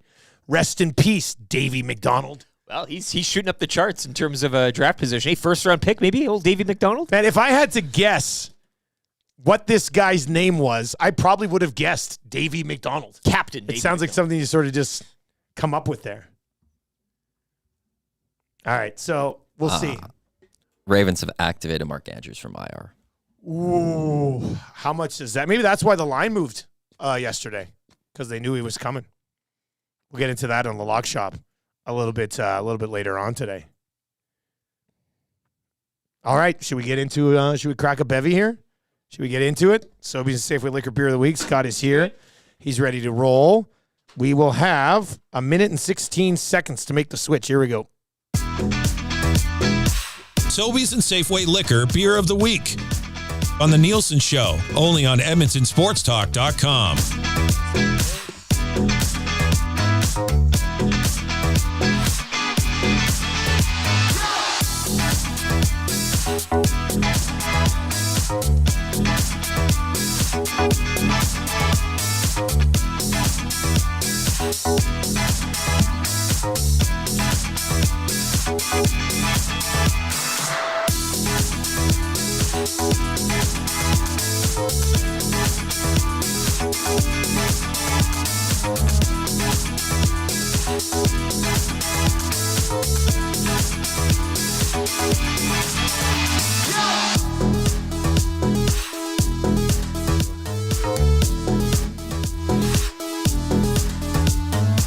$16 seconds to spare. Finely tuned machine. Tommy Gazzola is going to come in and see the desk, though, and pass out like one of those scared goats. Or it just falls right over. Legs in the air. Just comes in. Somebody wake Tommy up. He's got to go on the hangout.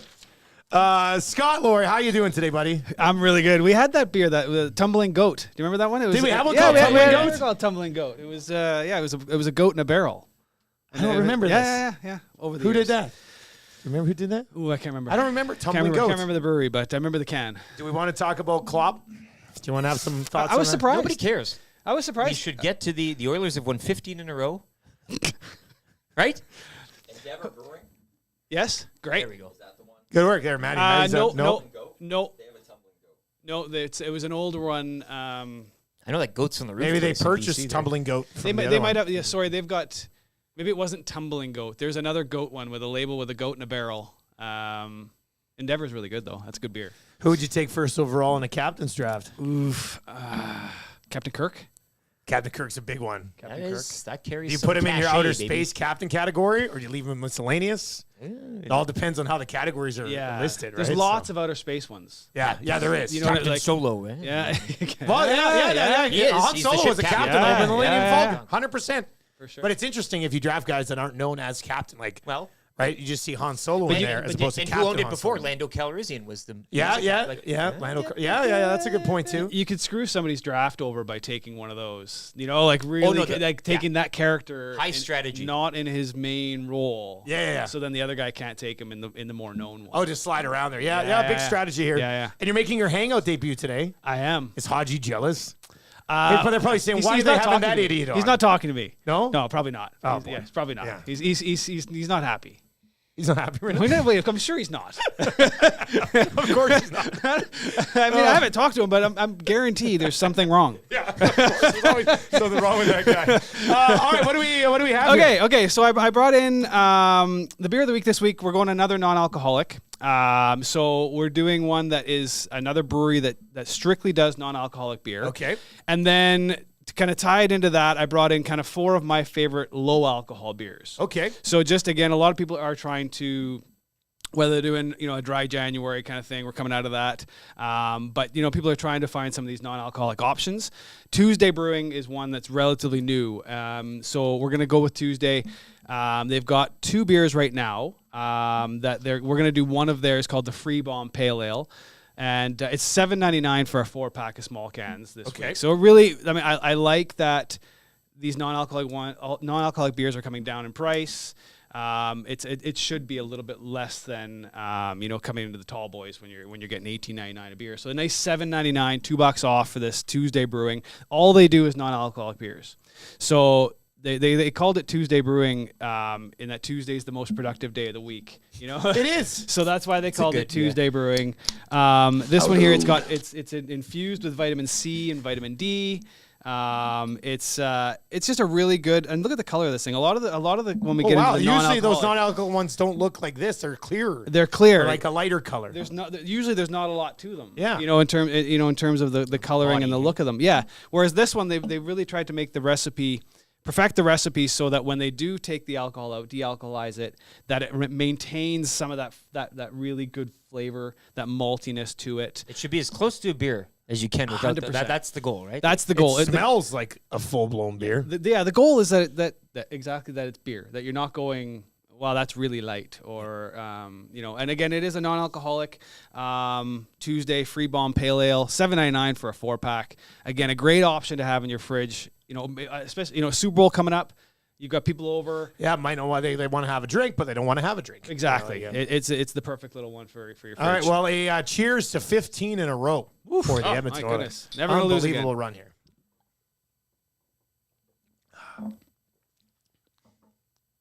You wouldn't know. And that's the thing. It's that it's crazy smooth. It's really, really, really, really good. Yeah. Wow. Again, it's got a little bit more going on, a little bit more maltiness to it than a lot of the other ones we've tried. But still, nothing. The smoothness that it's very, very. Yeah. And we talk about the old ones, the old non-alcoholic beers where they kind of left a weird flavor in your mouth that you could kind of, that was really really tell. Yeah. And it kind of left a coating, like it was weird, right? This one's not that at all. It's just a really nice, you could pour that for somebody and they wouldn't know that it was a non-alcoholic beer. It's lots and lots of flavor. Free Bomb from Tuesday. Free Bomb from Tuesday. So they're going to have, you'll find the Free Bomb in all of our stores. Some of our stores, there's a Nolly Pop, which is a lager that they've got out. It was just hitting stores a little bit later, so you'll start to see that one roll through. Nolly Pop? Nolly Pop. Knolly. Sounds like an insult from somewhere in like, oh yeah, Nolly Pop you. So you call someone like on a pitch, like you call yeah.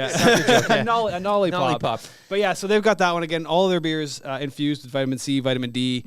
They're trying to do something different, and they're great people over. So there's health benefits. There are not even just taking out the alcohol, but you're getting your vitamins. You're getting daily. your vitamins. Take up a seat. Great hangover. Can't go wrong with that. Great hangover beer. Yeah. Take some of these to Vegas with you, maybe, and that could be the morning. No, after it's a business trip. Oh, sorry. We're not. Well, they're we're not non-alcoholic. drinking. We're not. Oh yeah, that's right. There you go. There you go. That works out really well. Yeah, business trip. On the drive to the airport. Technically, it is a business trip. A lot of work to do. Yeah. That'd be a great trip. Okay, so now I think I thought since we only had the one from Tuesday, I thought we should try kind of 4 of my picks that are some of my favorite low alcohol Alberta beers. Okay. But some of I think we've tried 3 of these. One of them we haven't. So the Sea Change can looks familiar. Yeah, we've tried the Death Wave. So I mean the Death. How low alcohol are we talking here? Yeah, so they're going to range. So the Death Wave is 4%. Okay. We're going to try the Blind Man River Session is 4.4. Coliseum Arcadia is 4%, and then the Blind Enthusiasm Little Broski is 3.7. Okay. So these are, again, kind of sessionable. I love a Death Wave. Me too. Death Wave. Wow. Death Wave is often in my fridge. They come in a 15-pack as well for these guys. 15 tall boys? No, small. Oh, okay. Yeah, regular size cans. Yeah. Regular size cans. This is, again, these are kind of beers that you can drink a few of these. You can have they're not going to overpower you with bitterness, but they're really well crafted, well made beers. The Sea Change runs $16.99 for a 4-pack regular price.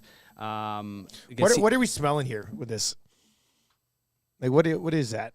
You get a little bit of tropical in there, maybe. Okay, yeah. Little Yep. hint. It's the surfing kind of hint angle of it all. It's a light lager, so there's not going to be a ton of it's clear. You're going to get maybe. But there is that little tropical. I can to sniff it. what you're putting down there. Yeah. You're right? I'm like, what is that? And I find this is one of the first light beers I tasted that had a lot of flavor. Had a lot of that full beer characteristics. Great beer, great death wave. These are all award winners in that kind of light wave session or light lager, light ale sessionable beers. So they're all really good. A cheers to the 915 save percentage of Calvin Pickard right now. 915. 915. Right. I mean, come on. Yeah. Delicious. One of my guys at work, he was in our stores. He's like, "Hey, have you ever had this death wave? Should I buy it?" I'm like, "Yes." Like if you've never just asking just now, it's like what yes, this buy guy that works beer. for you, and he's just asking this. He works with me. He used to work. Yeah, exactly. Yeah, he's right on the edge. He's right on the edge. Yeah. If he comes back and says he doesn't like it, he's gone. Yeah, you're out of here. He's gone. But yeah, really, you should another great one for the fridge. So let's go with the River Session now from Blind Man. These guys are out of Lacombe. Blind Man's awesome. I don't think I've had a beer theirs I don't like.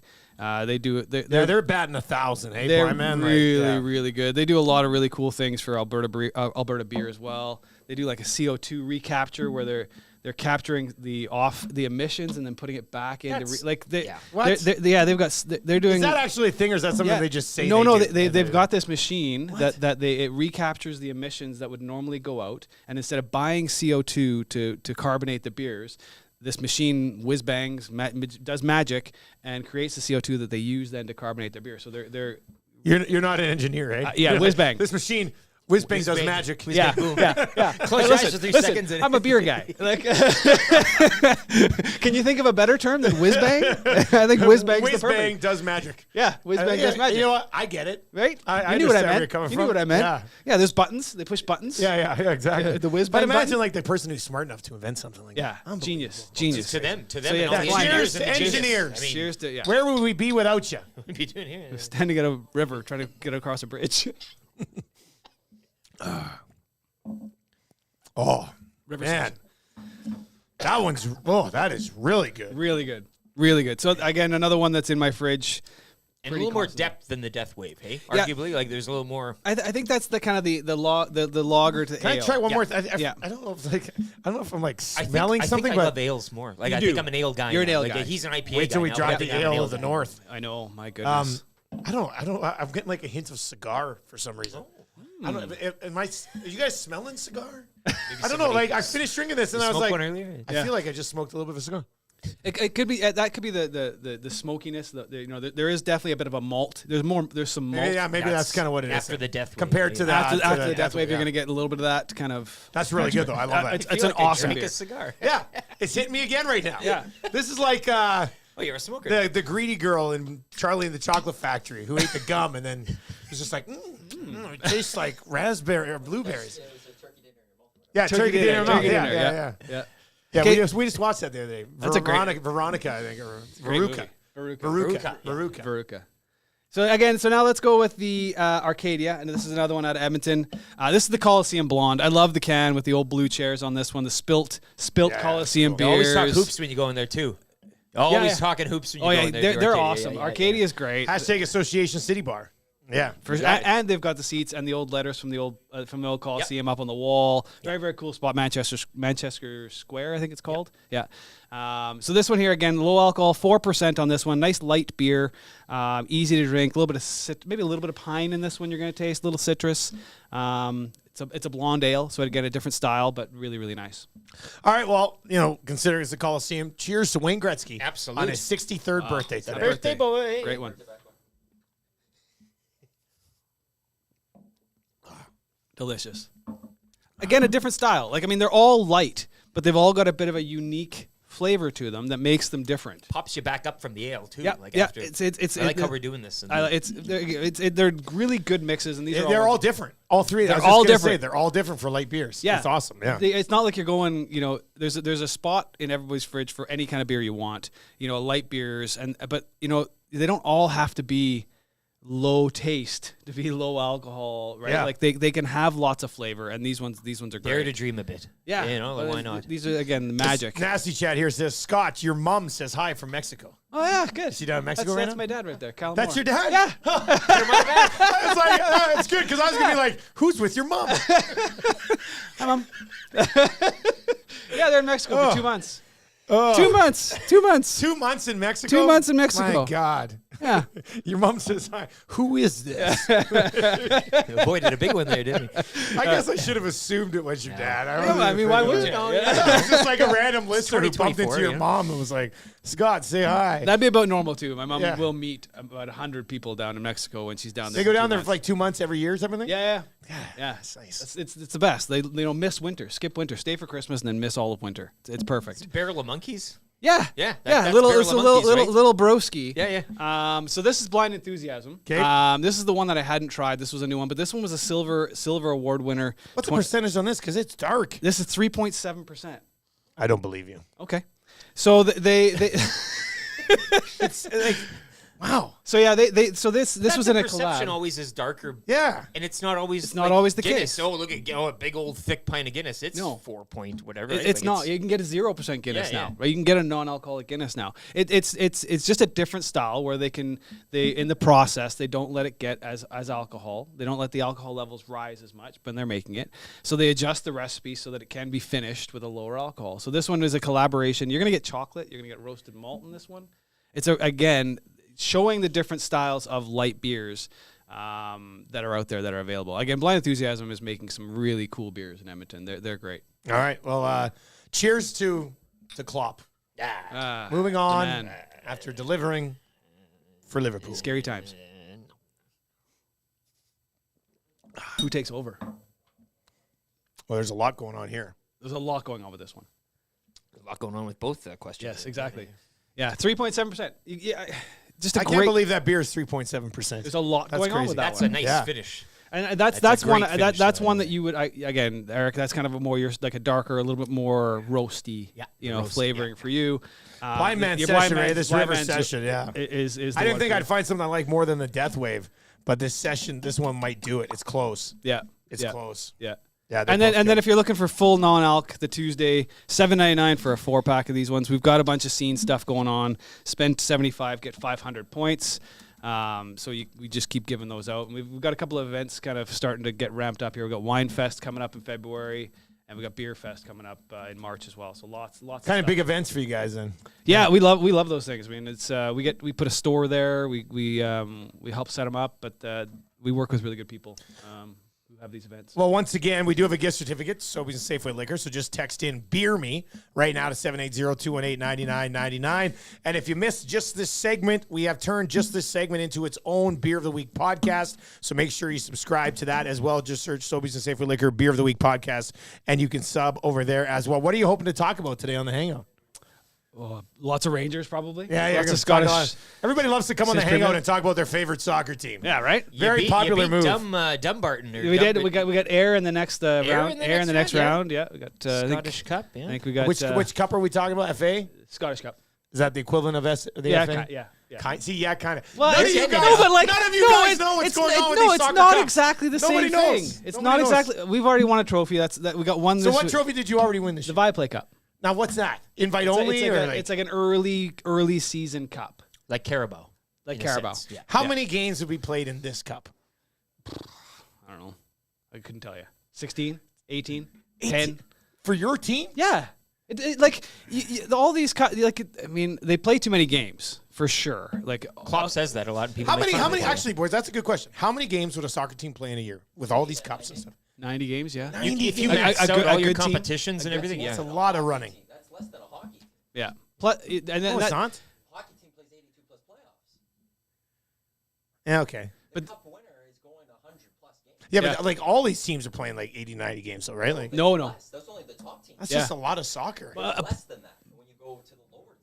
Plus, then they got their your international commitments, right? Like so the good players are playing on top of that. Like you're always qualifying for a Euro. There's always or a something World going on. Cup, Yeah. There's or- never an off season. There's no off season for these guys. Yeah, it's your life. So the Yeah. cup that you guys won, what's that? Is that just is Scottish? It's just a Scottish thing. Yeah. We don't. We're not Liverpool. Yeah. Like we'll try and win domestically. We'll try and win stuff in Scotland. We have one other team in Scotland that's Celtic that we play. Basically it's us and them in the league every year. So it's we're in Euro. We're in Europe still. Celtics not, which is great. There's too much. It's great. There's too much. Just play FIFA lots and you'll figure it out. Yeah, well, I Watch used to Wrexham. play FIFA all the time. Oh, the power of And the it was- video it game, was- hey, yeah, to I know, draw it's attention true. to your league or No, sport. The only hey, thing I know is that Canadian when Football League. you start Yeah, a exactly. franchise or whatever in FIFA, you get to at the beginning of the year you get to go play in a tournament. It's like 4 games, A make friendly- some money or a whatever, friendly friendly tournament. tournament. But there's so much going on. But I think it's funny how not even you guys fully know how to explain everything. Yes. You have That's to the draw thing. it out. That's why it's too convoluted for me. It's North American Yes, patience here. You got to have a little. The best part about this is that you don't have a mic right now. All right, let's get to the wrap here for William Huff. If you want your place to look as good as ours, get it done at William Huff. They've been banging these things out since 1972. Visit their website, www.williamhuff.com. Bruce and his team will take care of you over there. Eric, what'd you learn on the show today, buddy? Kerry Joseph back in the mix. The Bears have brought him on as quarterbacks coach of their club, courtesy Tom Pelissero of NFL Network. Bears hiring Kerry Joseph as quarterbacks coach, former CFL QB and NFL safety. Joseph was the Seahawks assistant QB's coach the past 2 seasons. He will now reunite with Shane Waldron, OC in Chicago. So whoever the new quarterback there will be, it'll be Joseph and Waldron walking him through his early stages of his career. I'd stick with Fields. What'd you learn today? You learn anything today? That the Oilers don't need another goalie. Don't waste your money. Don't waste your time on getting a Guy's been goalie and listening. trade that Yeah, guy. that's good. I like that. Let's get a defenseman. And I learned that your dad is with your mom. True. In Mexico today. Let's get to your sound of the day. And, hey, we got to go back to Zach Hyman. I was saying today he's a perfect winger for Connor McDavid. Buried another one last night. Let's hit another goal song for Sport Ball this morning. Why not?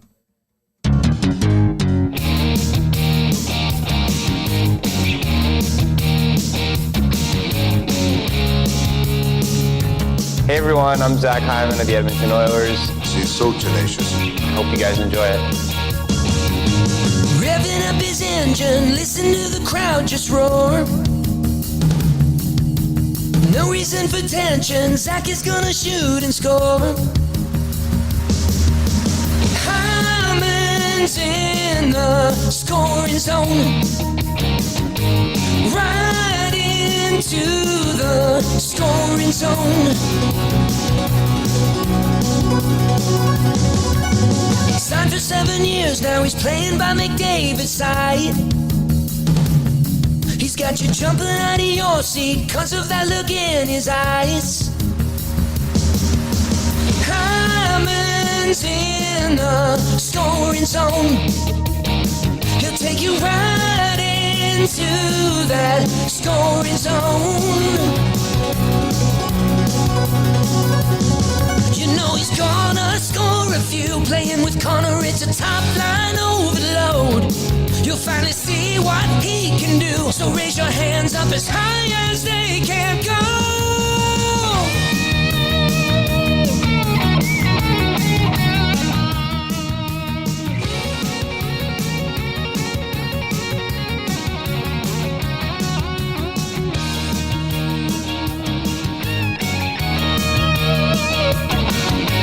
He always said that was a magician's secret. And his energy is contagious. Playing with an edge, that's what you're gonna see. Taking the next step, cause he's no longer with the Leafs. Hyman's in the scoring zone. All right, there we go. Zach Hyman, goal song, brought to you by Sport Ball. If you want your kids to have fun, check out www.sportball.ca. Spring registration is open now. Get your kid involved in sports with Sport Ball. Great starting point there. If you're wondering what we were talking about while the Hyman goal song was playing, these guys were still trying to explain 9,000 different soccer leagues to me. Yeah. Well, I am a curious mind. Curious. I'm a He's very curious curious. mind. We're just all of a sudden came at him. I'm of a curious mind. He's the victim. Yeah. Yeah. You watch soccer. You will love it. All right, let's get to your text of the day for A&W, where it is a pickle party right now as the spicy dill pickle mama burger. Yeah, they should do something with that. That would be good. Now's the time. Yeah. Also available as a buddy burger, available for a limited time only at A&W. We're talking onion slice, pickle, real cheddar cheese, slathered in creamy, spicy dill pickle sauce. Get that today at A&W. Your text of the day came in from Vance Van Vandervan. You got that, Rick? Vance Van Vandervan today? Got him. If the Oilers win streak were a real person, it'd be at the school dance with its pelvis way back so its awkward boner doesn't accidentally poke Becky Summersdale in the leg. Yeah, with a bucket hat. Yeah. I'm not sure how that officially kind of ties in, but I love it. I mean, it was very creative. Congratulations, Vance Van Vandervan. You win text of the day. Eric, what are you watching tonight, buddy? Well, as Mr. Lean was gracious enough to join the show this morning, he did have an FA Cup lean, I guess, during the Coolbet hotline of the day. And, I will be trying to watch a bit of that. Of course, Sportsnet does carry the FA Cup fourth round today, in which you have Tottenham and Man City, a tantalizing matchup there for the neutral. But I will be watching you, Dusty. I'll be watching Tom Gazzola. I'll be... Oh, yeah. I was like, tonight? Why are you watching me tonight? That's really creepy. I'm at home with my kids tonight. Today, this afternoon, you'll be at the Boston Pizza Windermere for the oil stream. Yeah, Lock Shop and Oil Stream today at Boston Pizza Windermere. If you want to swing on by, we'll be there live today. LT is going to pop by. What are you watching tonight, buddy? Anything on the go? You watching a show? 1883. I got a couple. Are you getting through that still? Yeah, a couple episodes left of that. I liked 1883. It's really good. Yeah. They all hit kind of on that first season. I'd say season 1 of Yellowstone, maybe season 2 of Yellowstone, then the 2 spin-offs, and then like the rest of Yellowstone. I might like 1883 better than season 2 of Yeah, no, that's Yellowstone. fair. Yeah. I thought I might have been stretching it. It was a little bit of a reach. Yeah, no, it's really good though. It's a good show. Yeah, 100% good show. All right, that is going to do it for us. Hangout's coming up. This guy's going to stick around the Hangout today. Jay Milne's going to be on the Hangout today. Hangout's supposed to start here at 9. What's Tommy Gazzola here yet? God, Tommy might need me after all then, man. Tommy just loves showing up, whatever. It's amazing. All right, that's going to do it for us. And like I said, Tommy and I will be at Oil Stream, Windermere, Boston Pizza today. We'll see some of you there. For Matthew Iwanek, Scott Laurie, and Lieutenant Eric, I am Dustin Nielson. Tell your friends about Edmonton Sports Talk. We are going to be sending somebody to Vegas in February/March. Which should be pretty awesome. So tell them about Edmonton Sports Talk. Tune in, edmontonsportstalk.com right here on YouTube. Have a great day. Enjoy your weekend. Take it easy.